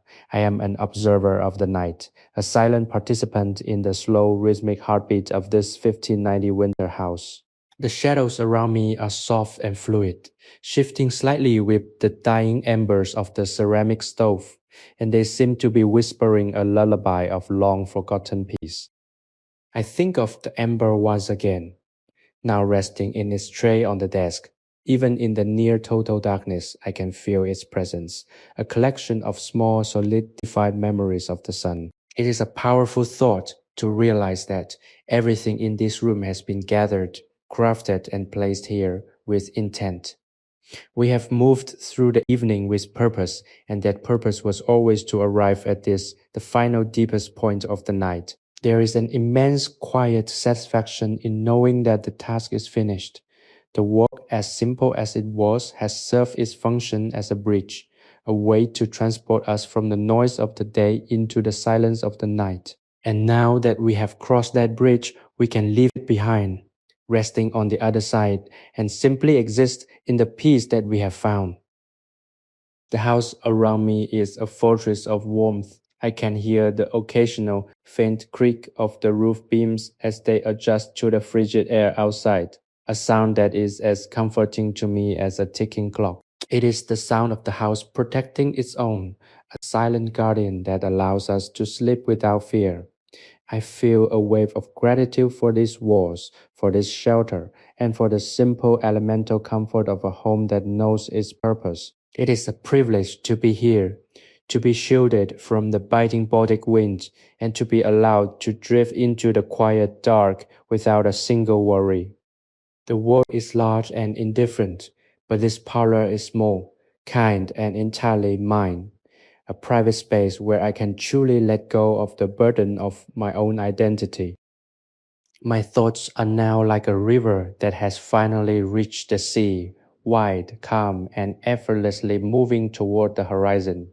The sharp corners of my consciousness are being rounded off, smoothed by the slow, constant motion of the night. I am losing the edges of myself, becoming more like the very ember I polished, a vessel that is clear, resonant, and entirely at rest. There is no longer a me that needs to worry, no me that needs to succeed, no me that needs to be anything other than what I am in this moment, a resting soul. This is the ultimate freedom, the release from the constant low-level hum of effort that defines so much of our waking life. To stop, to truly stop, to let the world continue without my participation for a few precious golden hours. If you are still feeling the tether of the day, I encourage you to cut the line. Imagine a pair of silver shears in your hand, and one by one, snip the connections that hold you to your lists, your worries, and your expectations. Watch them fall away like dead leaves, landing silently on the floor of this warm, dark parlor. You don't need them. They are not part of your true self, and they certainly have no place in the kingdom of sleep. You are free now to be empty, to be open, and to be entirely at rest. The dark is waiting to fill you with its quiet, restorative energy, and you are ready to receive it. Let the weight of your body be your anchor, and let the softness of your breath be your wings. You are drifting into a place where words have no meaning and time has no power. It is the deep, dark heart of the night, a place of total, absolute safety. You are held here by the history of the house, by the warmth of the fire, and by the shared silent company of all the others who are sleeping in this city. You are not alone, even in the darkness. You are part of the vast, quiet pulse of humanity. Everything is fine. Everything is still. Sleep now, and let the peace of the ages wash over you, clearing the way for the dreams that will nourish your spirit and restore your strength. You are home, you are resting, you are finally completely asleep. The room has surrendered entirely to the night, its edges softened by a profound and velvety darkness that feels more like a substance than a void. I'm sitting in the high-backed chair, a silent, still figure, and the sensation of being tucked into this 1590 parlor is so complete that I feel as though I am breathing the very history of the house. The ceramic stove, now a mere shadow of its former brilliance, still pulses with a faint residual heat, a gentle rhythmic warmth that permeates the space and keeps the winter chill at bay. It is the steady, patient heartbeat of a living home, and I have synchronized my own breathing to it, letting the rise and fall of my chest become a reflection of the house's deep, tranquil rest. There is no urgency here, no pressure, no demand for me to be anything other than a silent, peaceful presence. I find my awareness deepening, drifting away from the surface of thought and into the quiet, dark depths of the subconscious. It is a slow downward descent, like a leaf falling through still cool air, graceful, effortless, and ultimately destined for the ground. As I drift, I feel the last lingering connections to the world outside, the memory of the day, the weight of my responsibilities, the echo of my own voice, loosening one by one until they are nothing more than faint, fading ripples on a glassy pool. I am becoming untethered, and the feeling is one of exquisite, weightless freedom. I'm not losing my way. I am finding my center, a place of quiet, crystalline clarity that exists beneath the noise of the day, a place where I can simply, truly be. The air in the parlor is thick with the scent of pine and the subtle, spicy sweetness of the cider. But these aromas are now distant, as if they belong to another person in another time. I am becoming more than just a person in a room. I am becoming part of the atmosphere itself. I feel the weight of the air, the density of the comfort, the absolute unwavering security of the walls that surround us. It is as if the room is a protective shell, a sanctuary crafted by centuries of quiet, and I am the kernel of calm at its center. This is the ultimate gift of the evening, the realization that the world can be as cold and as demanding as it likes. But within ourselves, there is a place that remains forever warm, forever safe, and forever still. I imagine the thousands of people who have sat in this very place, waiting for the winter to pass, waiting for the light to return, and finding their own solace in the warmth of a fire. We are all bound together by this shared ancient rhythm, the need to retreat, the need to restore, and the need to trust in the returning dawn. It is a beautiful universal cycle, and I feel a profound sense of gratitude for the opportunity to witness it once again, to be a part of this endless unfolding story of humanity finding rest in the dark. The silence is no longer an absence but a presence, a living, breathing thing that wraps around me like an old, trusted friend. Your journey is now reaching its final quiet destination. The road you have traveled has been long, but it has led you to the only place that matters, the harbor of your own mind. You have done the work of the day. You have honored your tasks, and you have earned this moment of pure, unadulterated stillness. Let go of the oars. Let the boat drift. There is no current that can pull you off course, for you are already where you need to be. Let the darkness be your blanket, and let the peace of this 190 night be the only thing you know. Your body is a vessel resting in the quiet, and your spirit is a traveler, preparing to enter the vast, shimmering landscape of your dreams. As you close your eyes and let the last of the light fade away, know that you are safe. You are protected by the history of this place and by the kindness of the night. You are being held in a cradle of comfort that will not fail you. Let your breath deepen. Let your muscles soften and let the heavy velvet tide of sleep wash over you, pulling you gently into the deepest, most restorative rest you have ever known. The world will be waiting for you when you wake, refreshed, renewed, and ready for whatever the new day brings. But for now, the time is for sleep, for peace, for the quiet, starlit dream that is yours alone. Rest now in the deepest, safest darkness and know that you are at peace. The silence within the parlor has evolved into a physical weight, a soft velvet mantle that drapes over every object and every corner, binding the room into a single cohesive entity of rest. I am settled deep within the leather chair, my physical awareness receding into the background as the profound stillness of the hour takes hold.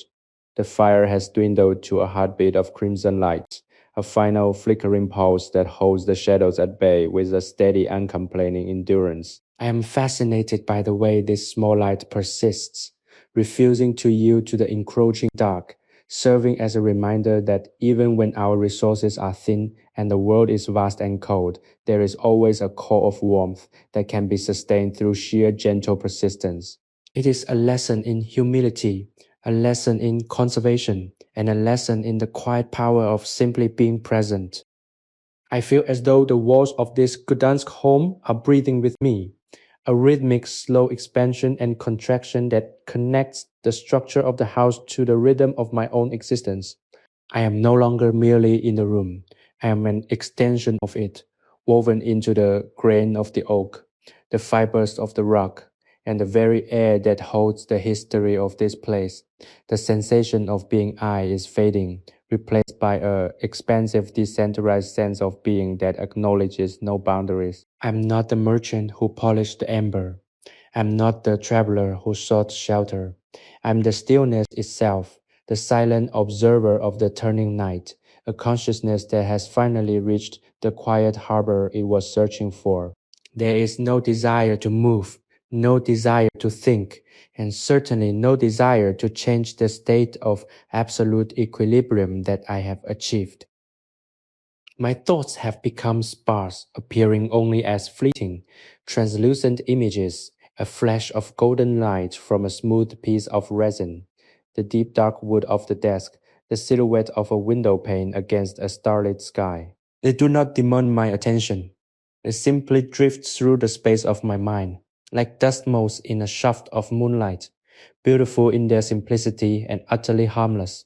I have learned to let them go, to allow them to pass without the urge to grasp or analyze them. This is the true mastery of the night, the ability to observe the internal landscape without feeling the need to intervene.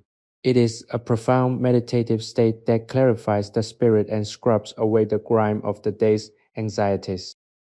The memory of the Baltic winter, which seemed so daunting a few hours ago, now feels like a gentle protective force. It is the cold that makes the warmth so precious, the darkness that makes the light so brilliant. I feel a deep, abiding respect for the elements, a recognition of their role in our lives, not as adversaries, but as the framing devices that give our experiences shape and meaning. In this parlor, I have successfully navigated the friction of the world, and in doing so, I have polished my own perspective until it is as clear and as smooth as the amber on the desk. The sharp edges of my worries have been worn away, and what remains is a core of calm, a solid, enduring peace that I can take with me into the deepest reaches of the night. If you find yourself still awake, if the mind still clings to the artifacts of the day, I invite you to release them into the dark. Imagine the darkness as a deep, clear lake. Take your worries, your to-do list, and your lingering concerns, and one by one, drop them into the water. Watch them sink to the bottom, where they can no longer reach you, where they can no longer bother you. You are free now. The water is still, the surface is smooth, and you are ready to float upon it. There is nothing else to do. You have arrived at a final sanctuary, the place where the soul is allowed to be naked and free. Let the heavy, sweet, and comforting darkness wrap around you, not as a blanket, but as a part of your own being. You are entering the final stage of our journey, a space where dreams are not crafted but discovered. You are going to fall into the deep, quiet rhythm of the earth itself, where the turning of the stars and the rotation of the world are the only clocks that matter. You are safe, you are protected, you are at the center of the quiet, and the quiet is a friend that will never betray you. Let your eyes close with finality. Let the last vestiges of your waking mind dissipate like mist at dawn. You are ready, you are capable, you are already in the depths of the dream. Sleep now, and know that you are cherished, you are held, and you are perfectly, finally at rest. The final soft ember in the ceramic stove has at last dimmed into a gentle, pulsating warmth, casting the parlor into a state of absolute velvet grace. I am sitting in the high back chair, completely still, and the sensation of being held by the room is more profound than it has ever been. The silence is no longer an external condition. It has permeated the very fiber of my being, aligning my pulse, my breath, and the slow rhythmic cadence of my thoughts with the deep dormant heartbeat of the house. I feel as though I am drifting on a vast dark and perfectly calm sea, with no horizon and no shore, just the endless soothing expanse of the night. It is a state of total, unadulterated surrender, a point of arrival where all the labor of the day has been transformed into this singular, golden moment of rest. There is a strange, beautiful clarity in this darkness. It is not the absence of light, but the presence of a different kind of vision, a vision that looks inward into the hidden, quiet chambers of the soul. I am acutely aware of the history of this space, of the generations of people who have found refuge in these walls, and I feel a silent, deep-seated gratitude to be the current steward of this peace. We are part of a lineage of seekers, a community of individuals who understand that true strength is not found in the noise of the world, but in the capacity to retreat from it, to find the sanctuary within, and to let the chaos fall away. This parlor is the physical embodiment of that need, a space designed for the sole purpose of allowing the spirit to recover its balance. I imagine the amber sitting on the desk, holding the memory of the sun within its hardened, honey-colored heart. It is the perfect metaphor for what we have achieved tonight. We have taken the rough, irregular pieces of our experience, and through the slow, patient process of listening and breathing, we have polished them until they glow with an inner steady light. Everything is in order. Everything is polished. Everything is ready to be put away for the night. I feel a sense of completion that is almost overwhelming in its simplicity. A calm, quiet, and absolutely certain knowledge that there is nothing more to do, nowhere else to go, and no one else to be. The air around me is cool, crisp, and clean, carrying the faint, lingering scent of ancient resin and the comforting, earthy essence of the home. I can feel the house settling into the frozen earth of the Gdansk winter, a slow, inevitable process that speaks of long-term stability and deep structural endurance. I am an observer of this process, a witness to the slow, steady turning of the night, and I find it deeply, profoundly relaxing. My own thoughts have lost their urgency. They are like clouds drifting across the face of a winter moon, visible yet fleeting and incapable of casting a shadow on the absolute clarity of the present moment. I am at peace with the darkness and I am at peace with the quiet. If you have stayed with me until this final point, you have crossed the bridge into the deep, restorative landscape of the subconscious. You are no longer tethered to the shore of your daily life. You are floating in the middle of the dark, and it is a space that is entirely your own. There is no one who can reach you here, and no obligation that can find you. You are in the sanctuary of your own being, a place where you are always welcome, always safe, and always at home. Let the last of your awareness be like the final fading embers of the stove, soft, warm, and destined for the gentle blanket-like embrace of the dark. Your body is completely relaxed from the tips of your toes to the muscles of your jaw. Your breathing is deep, steady, and effortless. Your mind is a clear, quiet pool reflecting the stillness of the night. There is nothing left but the rest, the deep, fundamental, and nourishing rest that you have been seeking all day. Trust in this moment. Trust in the quiet. Trust in the fact that you are exactly where you are meant to be.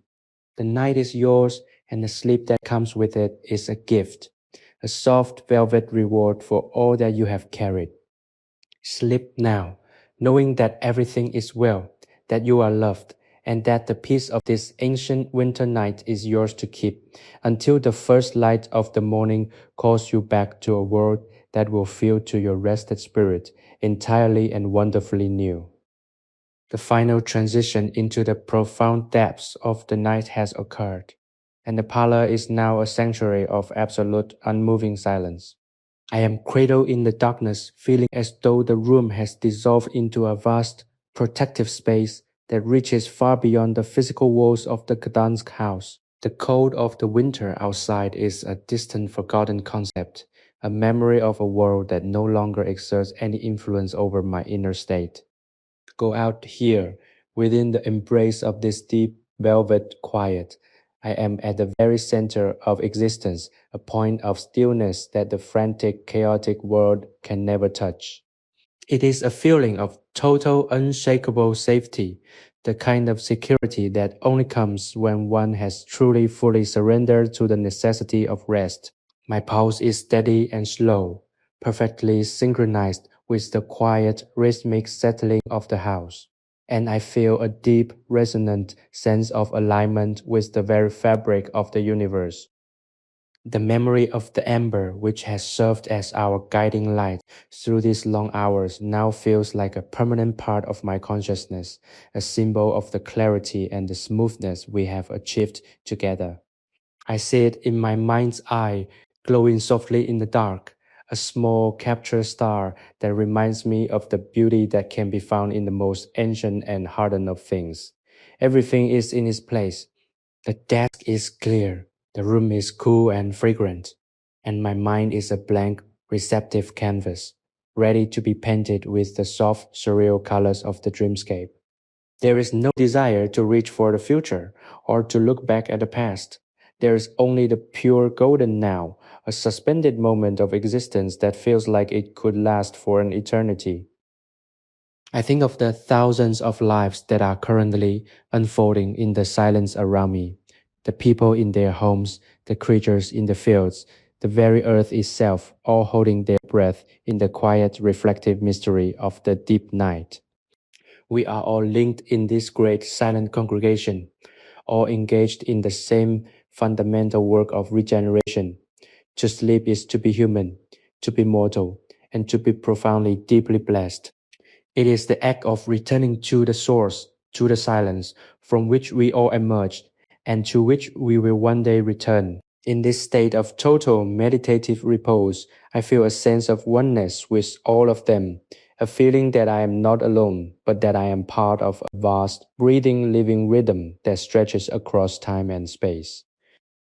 My body has reached a state of such extreme, profound relaxation that I can barely feel it at all.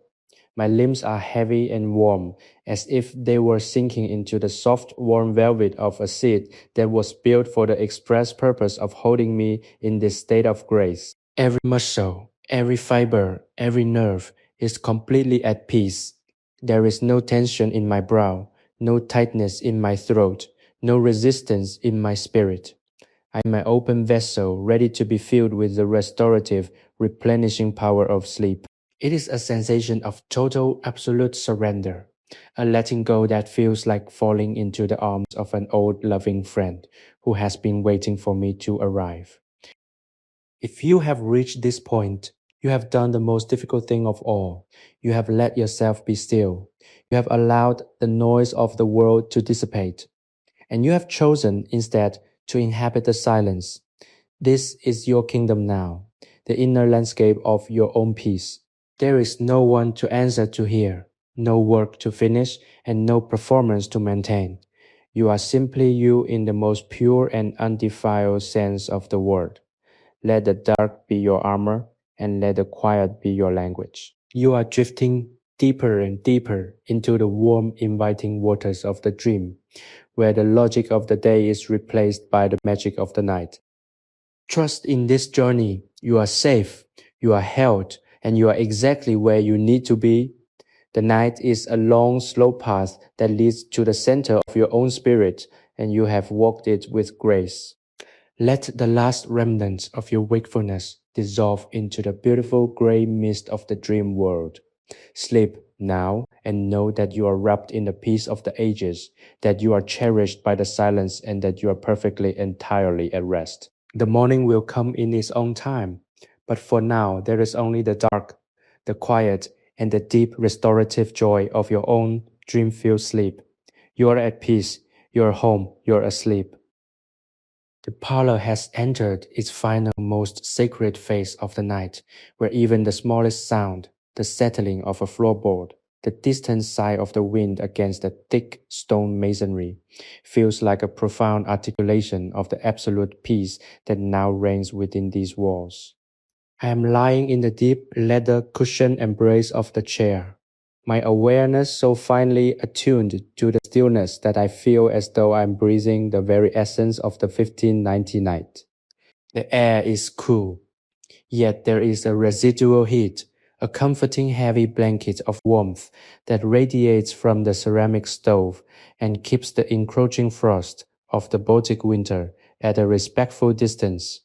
It is an exquisite state of being to be so thoroughly sheltered, so entirely removed from the clamor of the external world, and so perfectly balanced within the quietude of my own spirit. Every fiber of my body has succumbed to a state of total, heavy relaxation, a deep sinking sensation that mimics the feeling of being held by the earth itself. My mind has ceased its movement. The frantic analytical processes that dominated my day have been replaced by a slow, rhythmic flow of images, the golden translucent gleam of the polished amber, the soft, rich texture of the dark stained oak panels, and the endless soothing expanse of the night sky viewed through the small frosted panes of the high window. These are not thoughts in the traditional sense. They are memories of peace, visual anchors that keep me tethered to this sanctuary. I feel a sense of immense, quiet gratitude for this experience. It is a rare privilege to be able to withdraw so completely into the sanctuary of one's own heart, to find such a well-guarded, beautiful place of rest, and to know with absolute certainty that no demand or desire of the outside world can reach me here. The silence is a shield and the darkness is a mantle, both of them working in tandem to preserve this moment of perfect, unadulterated existence. I imagine the thousands of other souls in this ancient, sleeping city, all of them finally tucked away in their own private, quiet corners. We are a vast, silent community tonight, linked by our shared need for rest, our shared vulnerability, and our shared ability to find strength in the quiet. This realization fills me with a sense of gentle, warm connection. I am not an isolated island of consciousness. I am a participant in a grand universal cycle of renewal. To sleep is to trust in the world, to trust in the cycle of light and dark, and to trust that we will be returned, replenished, and ready for the morning. It is a beautiful, necessary surrender, and I feel a profound, deep-seated joy in participating in it. The house itself seems to acknowledge this, its beams and floorboards shifting with a slow, deliberate grace as it prepares for the long, dream-filled hours ahead. My thoughts are now so light that they feel like breath on a window pane, thin, ephemeral, and quickly fading into the cool, dark air of the room. I have let go of the last threads of my day, the final tasks, and the minor, lingering worries that once seemed so important. They are no longer relevant. They are no longer mine to carry. In this moment, I am empty of everything except for the peace that I have cultivated, and it is a state of such glorious, unencumbered lightness that I feel as though I could simply float away into the rafters. I am becoming more than just a man in a chair. I am becoming the atmosphere of the room, a presence of pure, quiet receptivity, ready to embrace the depths of the dream. If you are still with me, if you are still feeling the pull of the world, let this be the moment you choose to disconnect. Let the day slide off your shoulders like a heavy, rain-soaked cloak. You have earned your rest. You have done the work. You have faced the challenges and you have remained true to yourself. Now it is time to be rewarded. Let the darkness take you. Let it fold around you like the soft velvet wings of a gentle bird. You are going into the deep, quiet place where only your dreams exist, a place where you are the architect of your own reality and the master of your own peace. There is nothing to fear in the dark. It is the most honest, the most open, and the most nurturing part of the day. Let your breathing guide you. Follow the steady, slow inhale and the long, gentle exhale, letting each one take you a little bit deeper, a little bit further into the silence. You are safe, you are held, you are in the heart of the sanctuary, and the sanctuary is in the heart of you. As you drift, let the last faint image of the glowing amber light in the darkness be the final anchor of your waking mind. And then, with a soft final sigh of contentment, let even that fade away into the beautiful endless landscape of sleep. You are asleep, you are resting, and you are finally completely at home in the quiet of the night. Sleep now and dream of the dawn that will feel as new, as fresh, and as golden as the very first light of the world.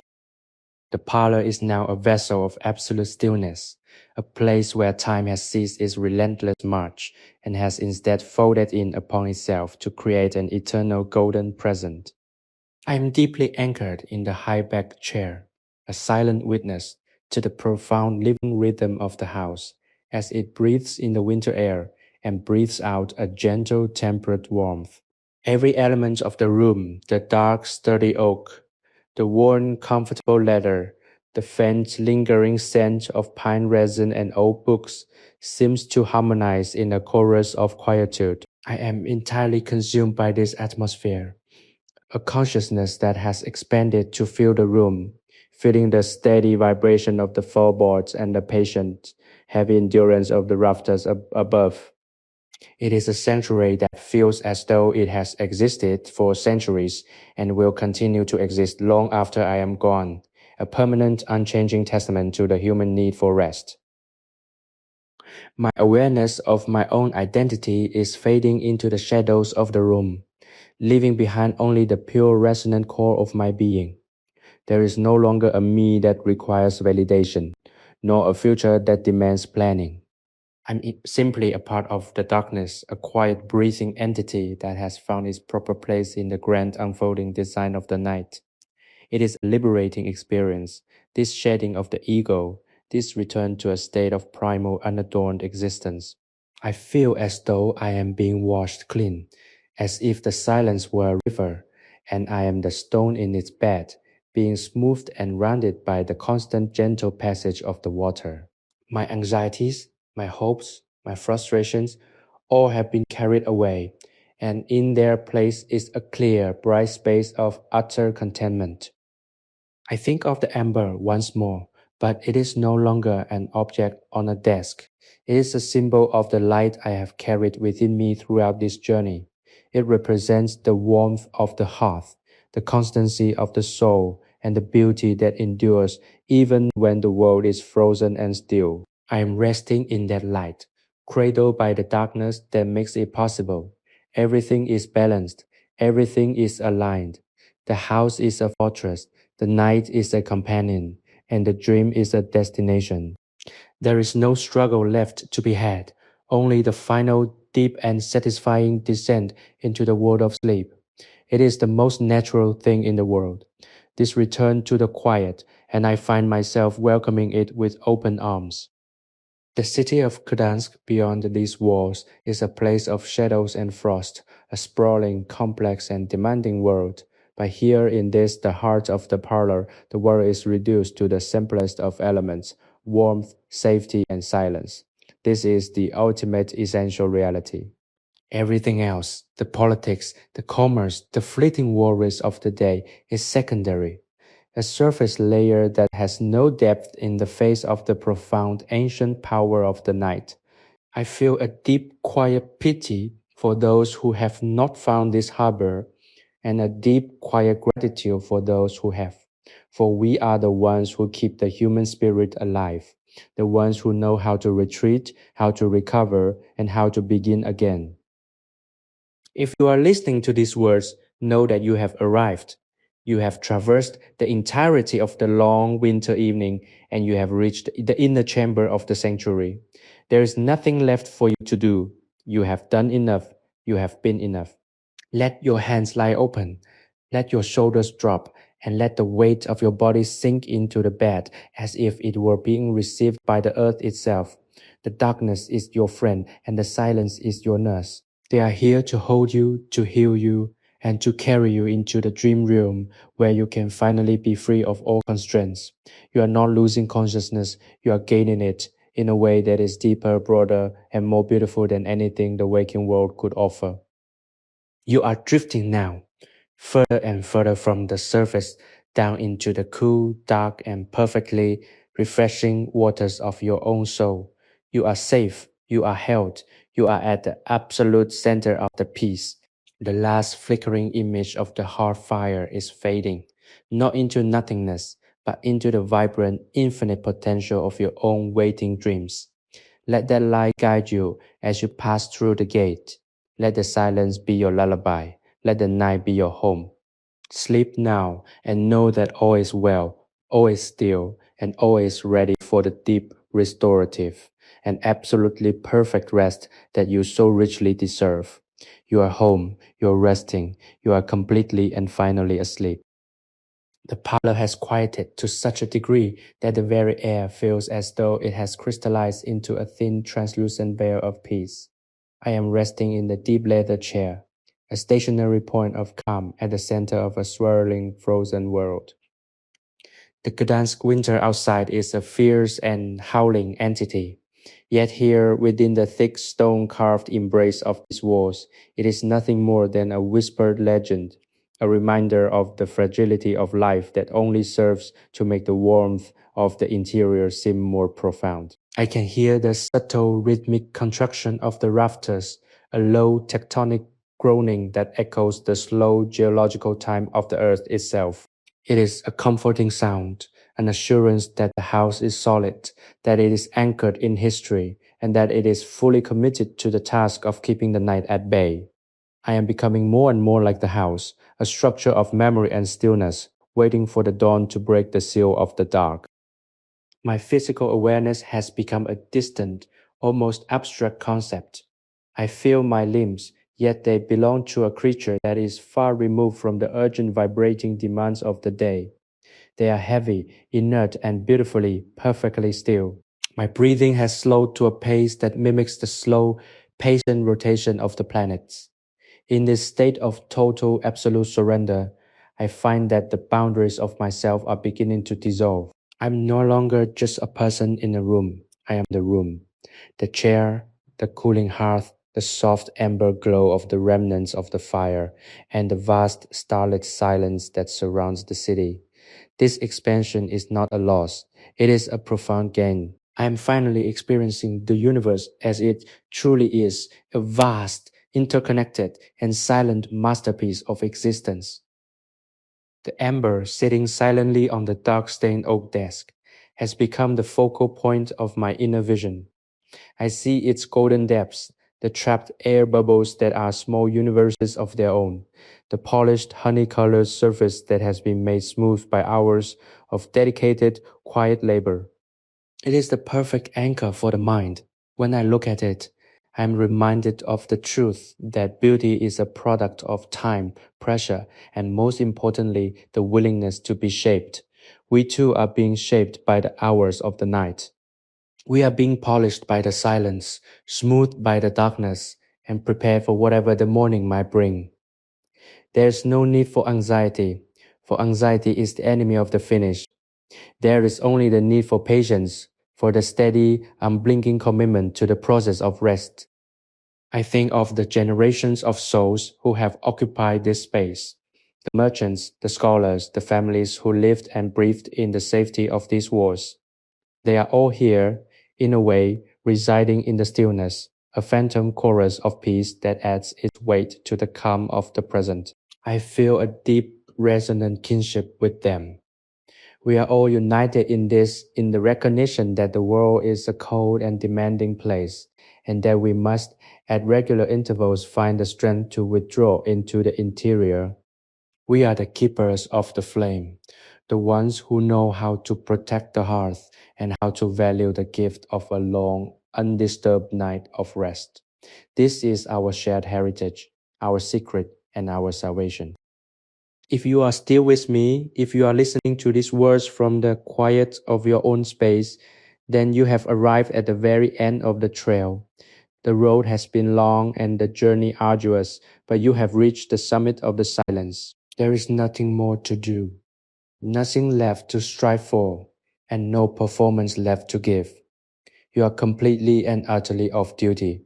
You are not the person who has tasks tomorrow, nor are you the person who has worries from yesterday. You are only the person who is here in the dark, in the warmth, and in the safety of this moment. Let the world vanish. Let the day evaporate into the ether, leaving only the cool, refreshing stillness of the night. You are entering the final, most luxurious phase of the journey, the descent into the dream realm. It is a place of boundless creativity, of soft, surreal colors, and of deep, soul-replenishing visions. It is a place where you can be anything and go anywhere, all while your body remains perfectly anchored in the safety of the parlor. Trust in this, trust in your ability to let go. You have worked hard to reach this state of equilibrium, and you deserve every moment of the deep, velvety rest that is now waiting for you. Let your eyes close with total finality. Let the last bit of your awareness slip away like sand through an hourglass. You are asleep, you are resting. You are held by the darkness, and you are entirely at peace. Everything is fine. Everything is still sleep. The sanctuary of the parlor has reached its absolute zenith of stillness, a point of total crystalline perfection, where the passage of time is no longer measured by the ticking of clocks, but by the slow, profound rhythm of the breath and the pulse of the cooling air. I am resting in the deep, leather-cushioned embrace of the armchair, my entire being aligned with the unwavering quietude of this 1/590 evening. Outside, the Gdansk winter remains a vast frozen wilderness, its cold wind biting at the stone exterior of the house. Yet here, the atmosphere is heavy with a temperate, protective warmth that feels like a physical blanket. It is an exquisite privilege to be so thoroughly removed from the chaotic demands of the world, to have successfully retreated into this private, impenetrable fortress of the spirit. I feel as though I am drifting on an infinite dark sea, where the only movement is the slow rolling swell of the deep, and the only reality is the peace that resides at the heart of the void. My awareness of self has become wonderfully diffuse, as if I am no longer confined to the boundaries of my own skin, but am instead an integral part of the room's architecture. I am the dark stained oak of the rafters, the solid enduring stone of the hearth, the soft amber glow of the dying embers, and the very silence that holds it all together in a perfect harmonious balance. This is not a loss of individuality, but an expansion of it, a return to a state of being where the ego is no longer the arbiter of experience, and where I can finally truly see the world for what it is, a beautiful unfolding mystery. My thoughts have completely ceased, replaced by a deep, resonant clarity that feels like a polished stone in the hand, smooth, cool, and perfectly defined. I have nothing left to prove, nothing left to achieve, and no purpose other than to exist in this state of total, unadulterated rest. I dwell on the image of the amber on the desk, its golden, hardened essence a testament to the passage of eons, and I find a deep, quiet comfort in its stillness. It has been through so much: the pressure of the earth, the passage of time, the long forgotten wait for the light, and yet it remains beautiful and complete. I am like that amber now, my own life's pressures and heat having been smoothed away by the long, patient polishing of the evening's quiet. Everything that was jagged has been softened. Everything that was frantic has been stilled. I am ready to be put away for the night, to be kept in the dark, safe and secure, until the morning comes to reveal my beauty once again. It is a profound, so deep satisfaction, this knowledge that the work is finished and that the soul is finally free to wander into the dreamscape. The history of this room, the lives lived within these walls, the sorrows endured, the joys shared, and the quiet, nightly retreats, all of it is present in the atmosphere, a gentle, ghostly companionship that makes the solitude feel like a homecoming. I am part of this lineage of rest, a small conscious link in the long ancient chain of people who understood that to live well is to know when to stop. We are all survivors in our own way, and our strength is not measured by our endurance of the noise, but by our mastery of the silence. To be here in the dark with the weight of the past behind me and the promise of the dream ahead is the greatest, most fundamental human experience. I am honored to be a part of it. If you have been with me on this journey, if you have felt the heavy velvet curtains of the night closing around your own life, then you know exactly what I'm feeling. You have shared your burdens, you have relinquished your control, you have embraced the void. You are now at the center of your own sanctuary, a place where you are the only one who dictates the terms of your existence. There is no one to ask for your attention here, no duty to call you back, and no urgency to pull you forward. You are entirely your own. Let the world continue its spin without your intervention. Let the dawn wait for your permission to break. You are in the absolute, final, and perfect hold of the night. Your body is heavy, as if made of the same earth that supports the house. Your heartbeat is a slow, steady, and infinitely reassuring drum. Your mind is a clear, dark sky, vast and full of the promise of rest. There is nothing else to do, nowhere else to be, and no further steps to take. Just breathe, just exist, just be. As you fall further and further into this deep, nourishing sleep, know that you are safe, that you are cherished, and that the rest you are receiving is the deepest, most restorative experience you could ever hope to have. The dream is calling, a gentle, beckoning light in the middle of the dark. Walk toward it. Walk into it. Let it take you sleep now, knowing that you are at peace, you are home, and you are finally, truly, perfectly asleep.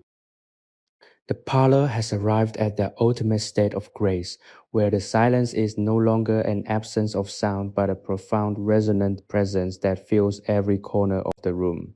I am suspended in this velvet darkness, a passenger in the quiet, drifting effortlessly through the sea of the night. The heavy, dark stained oak beams above seem to arch over me like the ribcage of a great gentle beast, protecting the space from the vast, indifferent cold of the Baltic winter. Every element of this sanctuary is working in perfect, silent unison to ensure that the peace remains unbroken.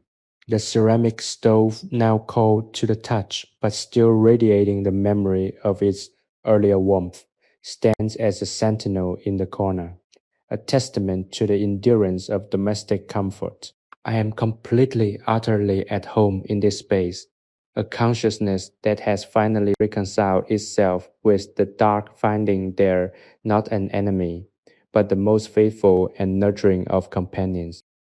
My sense of self has expanded far beyond the physical limits of the chair. I feel as though I am the room itself, a vast, quiet vessel of history and memory, holding within me the essence of all those who have rested here before.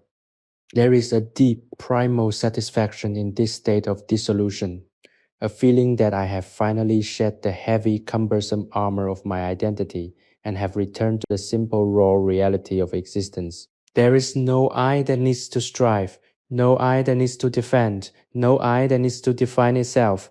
There is only the presence, the quiet, and the gentle rolling tide of the night. It is a state of total absolute freedom, and it is a gift that I have worked throughout the long, slow hours of the evening to earn. I am content, I am complete, and I am entirely at rest. I revisit the amber in my mind, the small, hard, and precious object that has been our companion through this long reflective journey. It is no longer an external item on the desk, but an internal light, a small glowing ember of consciousness that I carry within the deepest recesses of my being. It reminds me that even in the longest, darkest winter, there is a seed of warmth, a core of light that can be preserved and nurtured. Everything I have done tonight, the polishing, the listening, the breathing, has been a way to keep that seed alive, to ensure that when the morning finally arrives, I will be ready to offer its warmth to the world. But for now, the seed is meant to sleep, tucked away in the dark, gathering the strength that it will need to shine again. The city of Gdansk is deep in its own slumber, a vast silent web of homes and streets and lives, all of them echoing the same fundamental need for rest. I feel a deep brotherly connection to them all, a sense of unity that transcends the barriers of distance and time. We are all engaged in the same sacred work of restoration. We are all returning to the source, to the quiet, to the place where we can be made whole again. It is a beautiful, universal human experience, and to be a conscious part of it is the greatest privilege of my life. I am a small, humble part of a much larger, grander design, and I am more than happy to play my role, to be the one who sits in the dark, who keeps the vigil, and who celebrates the arrival of the peace. If you have walked this road with me, if you have felt the weight of your day lift as we moved through the hours, then you have arrived at the final threshold of your own soul. You have reached the place where the definitions fall away, where the worries are silenced, and where the true, authentic self can finally breathe. You are not the person who is stressed, nor are you the person who is afraid. You are the quiet, stable observer of your own life, the one who knows that everything is ephemeral and that everything eventually will return to the rest. This is your kingdom, the sanctuary of your own being, and it is here that you will find the answers that you have been looking for, not in the noise, but in the silence.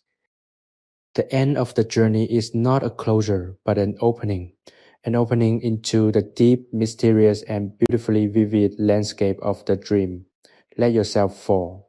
There is nothing to hold on to, and that is exactly as it should be. You are falling into the arms of the night, and they are strong, they are warm, and they are absolutely reliable.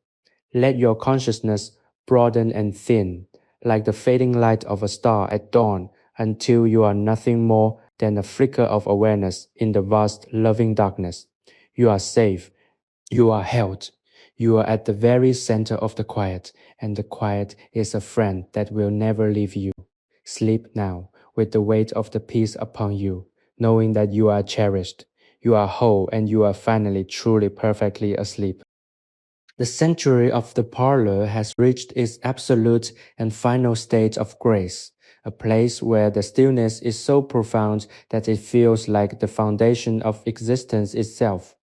I am cradled in the deep, worn leather of the high back chair, a silent, motionless witness to the profound living rhythm of the Gdansk night. The air in the room is cool, crisp, and remarkably clean, carrying the faint, lingering fragrance of cedar and pine that seems to ground me to the very earth upon which this ancient house is built.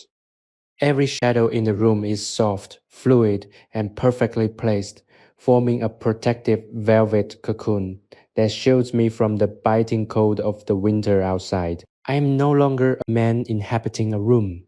I have become an integral, inseparable part of the architecture, a living stone in the foundation of this peaceful, forgotten place. My breathing has slowed to a barely perceptible cadence, a rhythmic, slow motion pulse that mirrors the patient, structural settling of the house around me, creating a union that is both physical and spiritual in its intensity. My thoughts have completely ceased their movement, having finally been smoothed and rounded by the long, patient passage of the hours. I no longer contemplate the past or the future, for they have lost all meaning in the face of this absolute shimmering present. I am entirely consumed by the sensation of being a state of total unadulterated existence that requires nothing from me and offers everything in return. It is a liberation of the highest order, a shedding of the self that feels like the ultimate, final act of a life well lived. I am not the merchant who sought rest, nor the craftsman who polished the amber. I am the rest itself, the silence itself, the very darkness that cradles the earth in its sleep. This is the truth of our being, the place we have been traveling toward all day, and I find myself overwhelmed by a sense of profound quiet joy to have arrived at this destination at last. I think of the amber once more, but it is no longer an object of desire or a marker of time. It is a symbol of the light that I have carried through the darkness, the small glowing and indestructible essence that remains when everything else has been stripped away. I am resting in that light, cradled by the darkness that makes it possible, and I am entirely at peace with the cycle. The house is a fortress, the night is a companion, and the dream is a destination. There is no struggle left to be had, only the final, deep and satisfying descent into the world of sleep.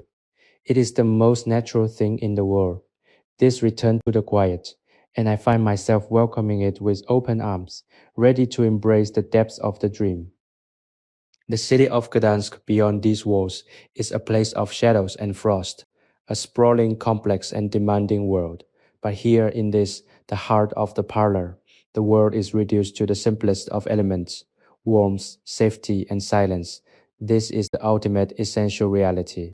Everything else, the politics, the commerce, the fleeting worries of the day, is secondary, a surface layer that has no depth in the face of the profound ancient power of the night. I feel a deep, quiet pity for those who have not found this harbor, and a deep, quiet gratitude for those who have. For we are the ones who keep the human spirit alive, the ones who know how to retreat, how to recover, and how to begin again. If you're listening to these words, know that you have arrived. You have traversed the entirety of the long winter evening, and you have reached the inner chamber of the sanctuary. There is nothing left for you to do. You have done enough. You have been enough. Let your hands lie open. Let your shoulders drop, and let the weight of your body sink into the bed as if it were being received by the earth itself. The darkness is your friend, and the silence is your nurse. They are here to hold you, to heal you, and to carry you into the dream realm where you can finally be free of all constraints. You are not losing consciousness. You are gaining it in a way that is deeper, broader, and more beautiful than anything the waking world could offer. You are drifting now, further and further from the surface, down into the cool, dark, and perfectly refreshing waters of your own soul. You are safe, you are held, you are at the absolute center of the peace. The last flickering image of the hearth fire is fading, not into nothingness, but into the vibrant, infinite potential of your own waiting dreams. Let that light guide you as you pass through the gate. Let the silence be your lullaby. Let the night be your home. Sleep now, and know that all is well, all is still, and all is ready for the deep, restorative, and absolutely perfect rest that you so richly deserve. You are home, you are resting, you are completely and finally asleep. The parlor has reached a state of such exquisite stillness that the very air seems to be held in a state of suspended animation, waiting for the final gentle transition into the realm of dreams. I am completely, utterly at ease, my body a quiet vessel anchored in the deep, worn leather of the armchair, while my mind drifts upon the vast, silent ocean of the night. The Gdansk winter, with all its fierce howling intensity, is now nothing more than a faint rhythmic reminder of the world outside, a contrast that only serves to deepen the profound sense of sanctuary I feel within these walls. The dark stained oak of the room seems to hum with the history of the house, a low resonant vibration that I feel in my very marrow, connecting me to the countless others who have sought refuge in this exact spot over the centuries. I am a part of that long unbroken lineage of souls who have understood that the true nature of existence is not found in the motion of the day, but in the silence of the night. My sense of self has become wonderfully, beautifully diffused. I no longer feel the sharp, pressing boundaries of my own physical form. Instead, I feel as though I am an extension of the room, a part of the shadows, the warmth, and the heavy protective silence that blankets everything. It's a feeling of total, absolute surrender, a letting go that is so complete it borders on the miraculous.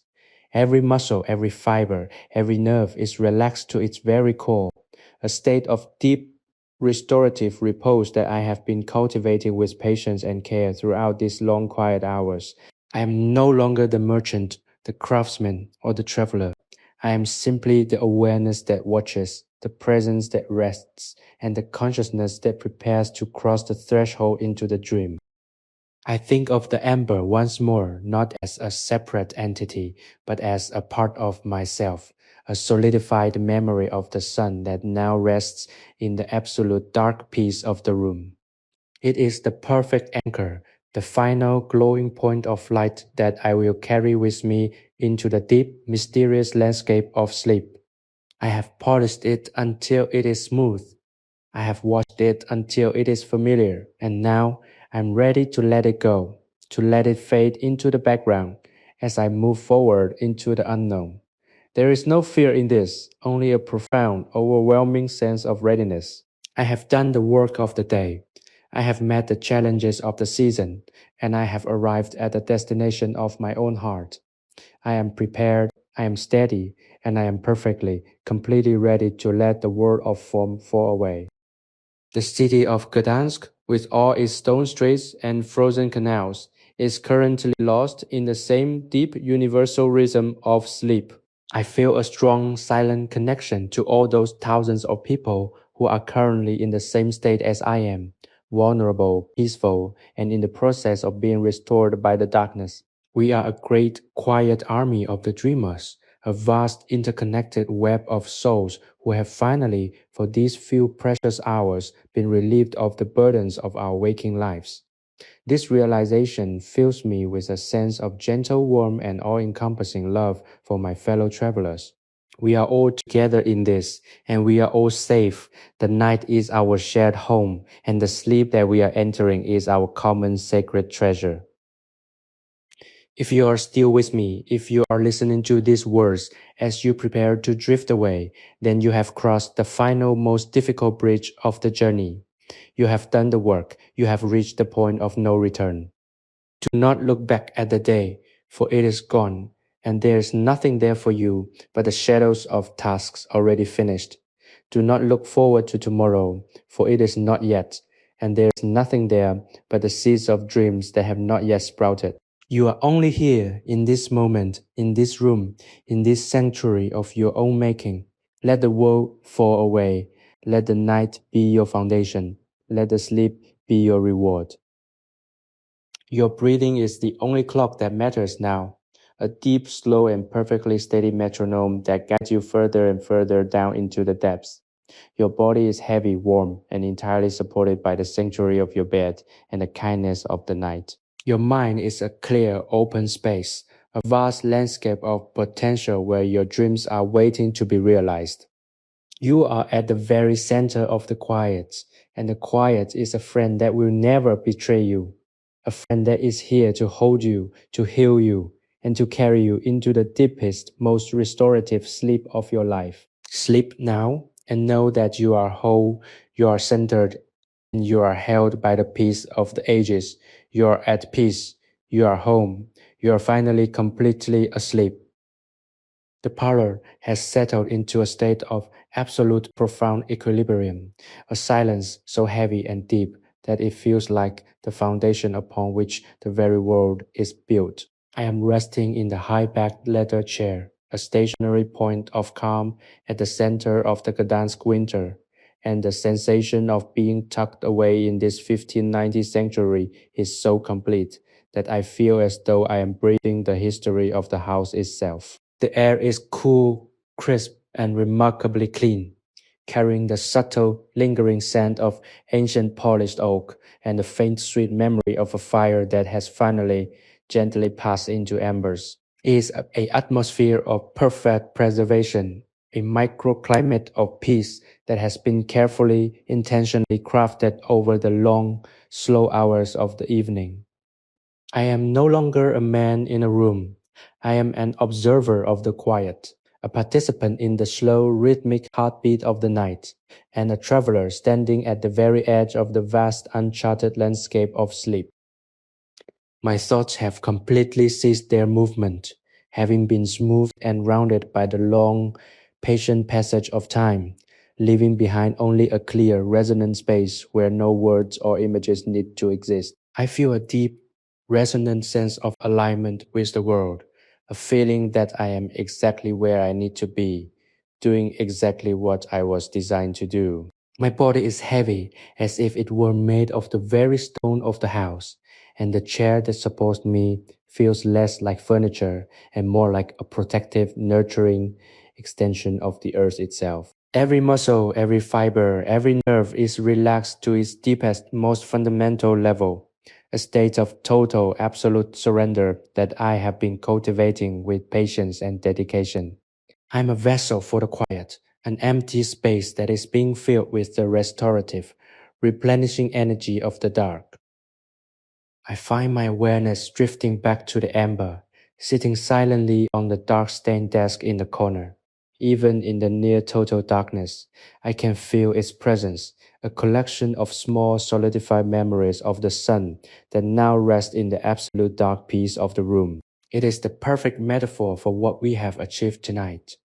We have taken the rough, irregular pieces of our experience, and through the slow, patient process of listening and breathing, we have polished them until they glow with an inner, steady light. Everything is in order. Everything is polished.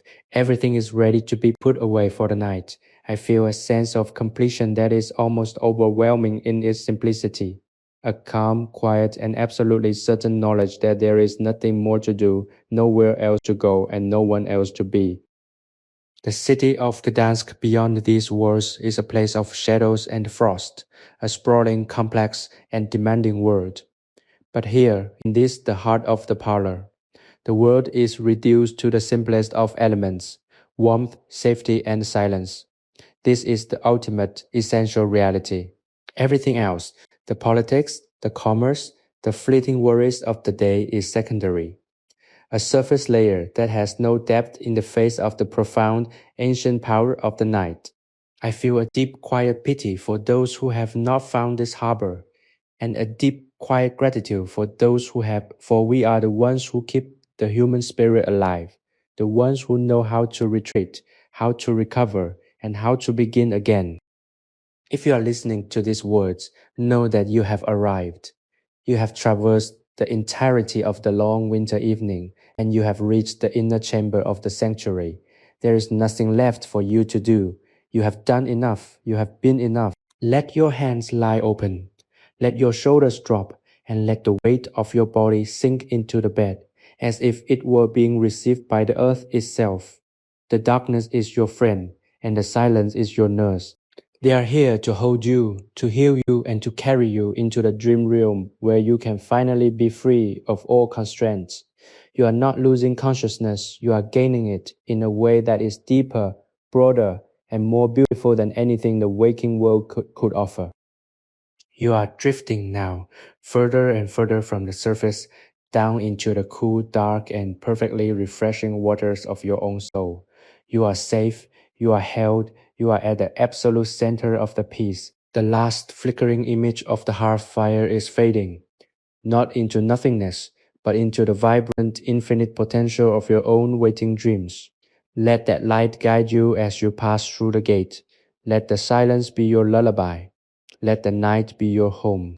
Sleep now and know that all is well, all is still, and all is ready for the deep, restorative, and absolutely perfect rest that you so richly deserve. You are home, you are resting, you are completely and finally asleep. The parlor has entered its final, most transcendent state, a condition of absolute, seamless tranquility that feels as though it has existed since the beginning of time and will continue to exist long after the morning has arrived. I am resting in the deep, leather cushioned embrace of the armchair, my entire being aligned with the unwavering quietude of this 1590 evening. The air is cool, crisp, and clean, and the faint lingering scent of pine resin and old, well-loved books seems to anchor me to this moment. Outside, the Baltic winter continues to roar, a fierce and relentless entity. Yet within these thick stone walls, it is nothing more than a distant, muffled backdrop that only serves to emphasize the profound protective warmth of my sanctuary. I feel a deep, resonant sense of alignment with the world, a feeling that I am exactly where I need to be, doing exactly what I was designed to do, and that all of existence has been ordered for this singular purpose, to allow for this moment of total unadulterated peace. My awareness of my own identity has completely dissolved, replaced by a vast, expansive sense of being that recognizes no boundaries. I'm no longer just the person in the chair. I am the chair, the room, the dying embers, the frost on the window pane, and the deep, dark silence that holds all of these things in a perfect, harmonious balance. This is not a loss, but a return to the source, a state of existence where the ego is no longer the center of gravity, and where I can finally truly see the world as it is, a beautiful unfolding mystery. My thoughts have completely ceased, replaced by a deep, resonant clarity that feels like a polished stone in the hand, smooth, cool, and perfectly defined. I have nothing left to prove, nothing left to achieve, and no purpose other than to exist in this state of total, absolute rest. I revisit the image of the amber on the desk, its golden hardened essence, a testament to the passage of eons, and I find a deep, quiet comfort in its stillness. It has been through so much, the pressure of the earth, the passage of time, the long forgotten wait for the light, and yet it remains beautiful and complete. I'm like that amber now, my own life's pressures and heat having been smoothed away by the long, patient polishing of the evening's quiet. Everything that was jagged has been softened. Everything that was frantic has been stilled. I'm ready to be put away for the night, to be kept in the dark, safe and secure until the morning comes to reveal my beauty once again. It is a profound, soul deep satisfaction. This knowledge that the work is finished and that the soul is finally free to wander into the dreamscape. The history of this room, the lives lived within these walls, the sorrows endured, the joys shared, and the quiet nightly retreats. All of it is present in the atmosphere, a gentle, ghostly companionship that makes the solitude feel like a homecoming. I am part of this lineage of rest, a small conscious link in the long ancient chain of people who understood that to live well is to know when to stop. We are all survivors in our own way, and our strength is not measured by our endurance of the noise, but by our mastery of the silence.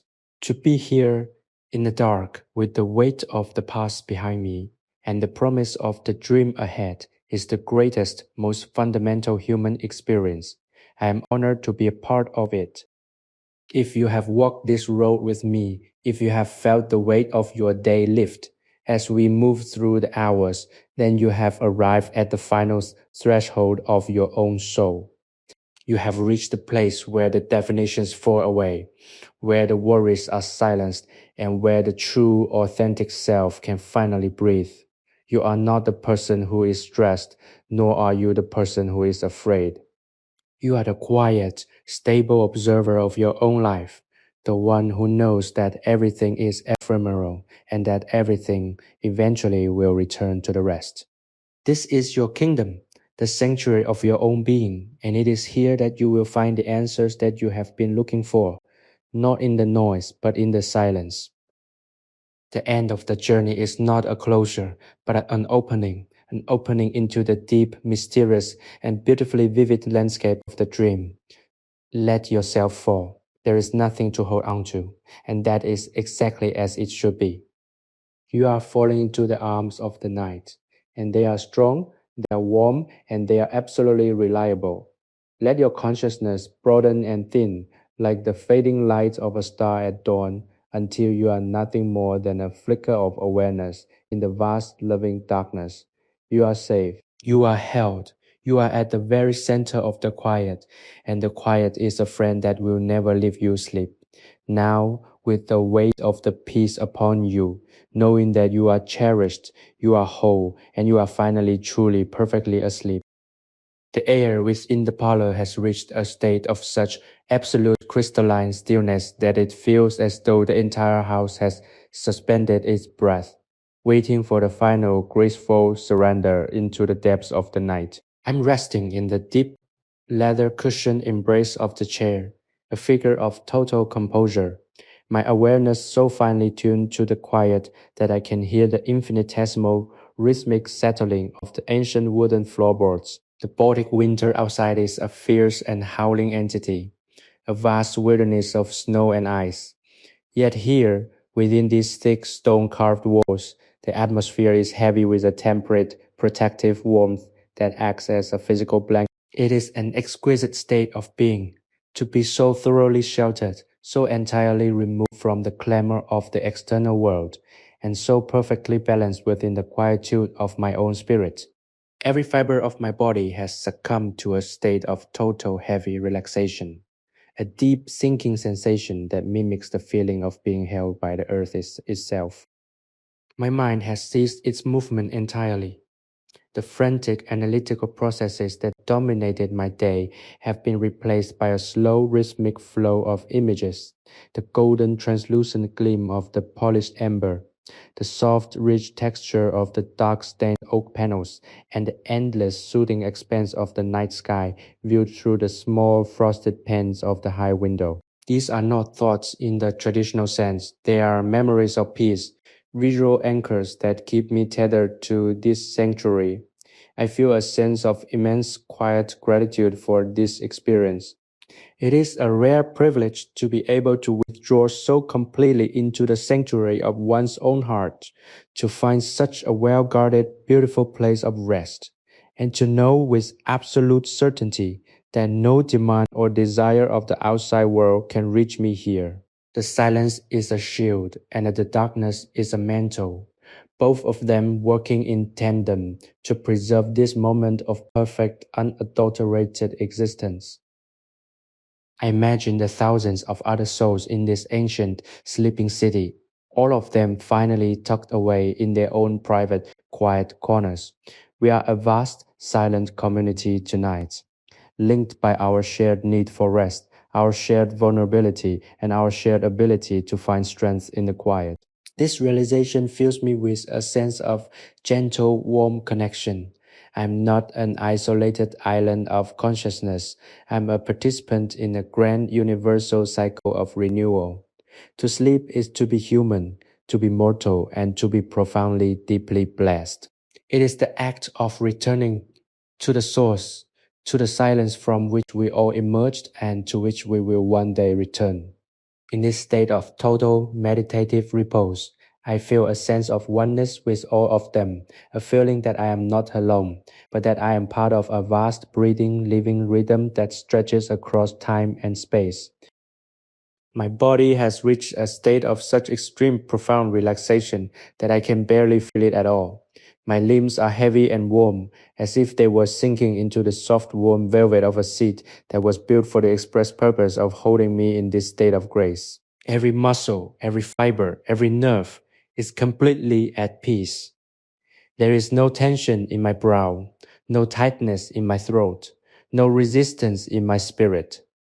I am an open vessel ready to be filled with the restorative, replenishing power of sleep. It is a sensation of total absolute surrender, a letting go that feels like falling into the arms of an old loving friend who has been waiting for me to arrive. If you have reached this point, you have done the most difficult thing of all. You have let yourself be still. You have allowed the noise of the world to dissipate, and you have chosen instead to inhabit the silence. This is your kingdom now, the inner landscape of your own peace. There is no one to answer to here, no work to finish, and no performance to maintain.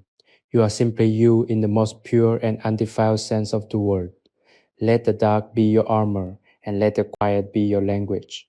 You are drifting deeper and deeper into the warm, inviting waters of the dream, where the logic of the day is replaced by the magic of the night. Trust in this journey. You are safe, you are held, and you are exactly where you need to be. The night is a long, slow path that leads to the center of your own spirit, and you have walked it with grace.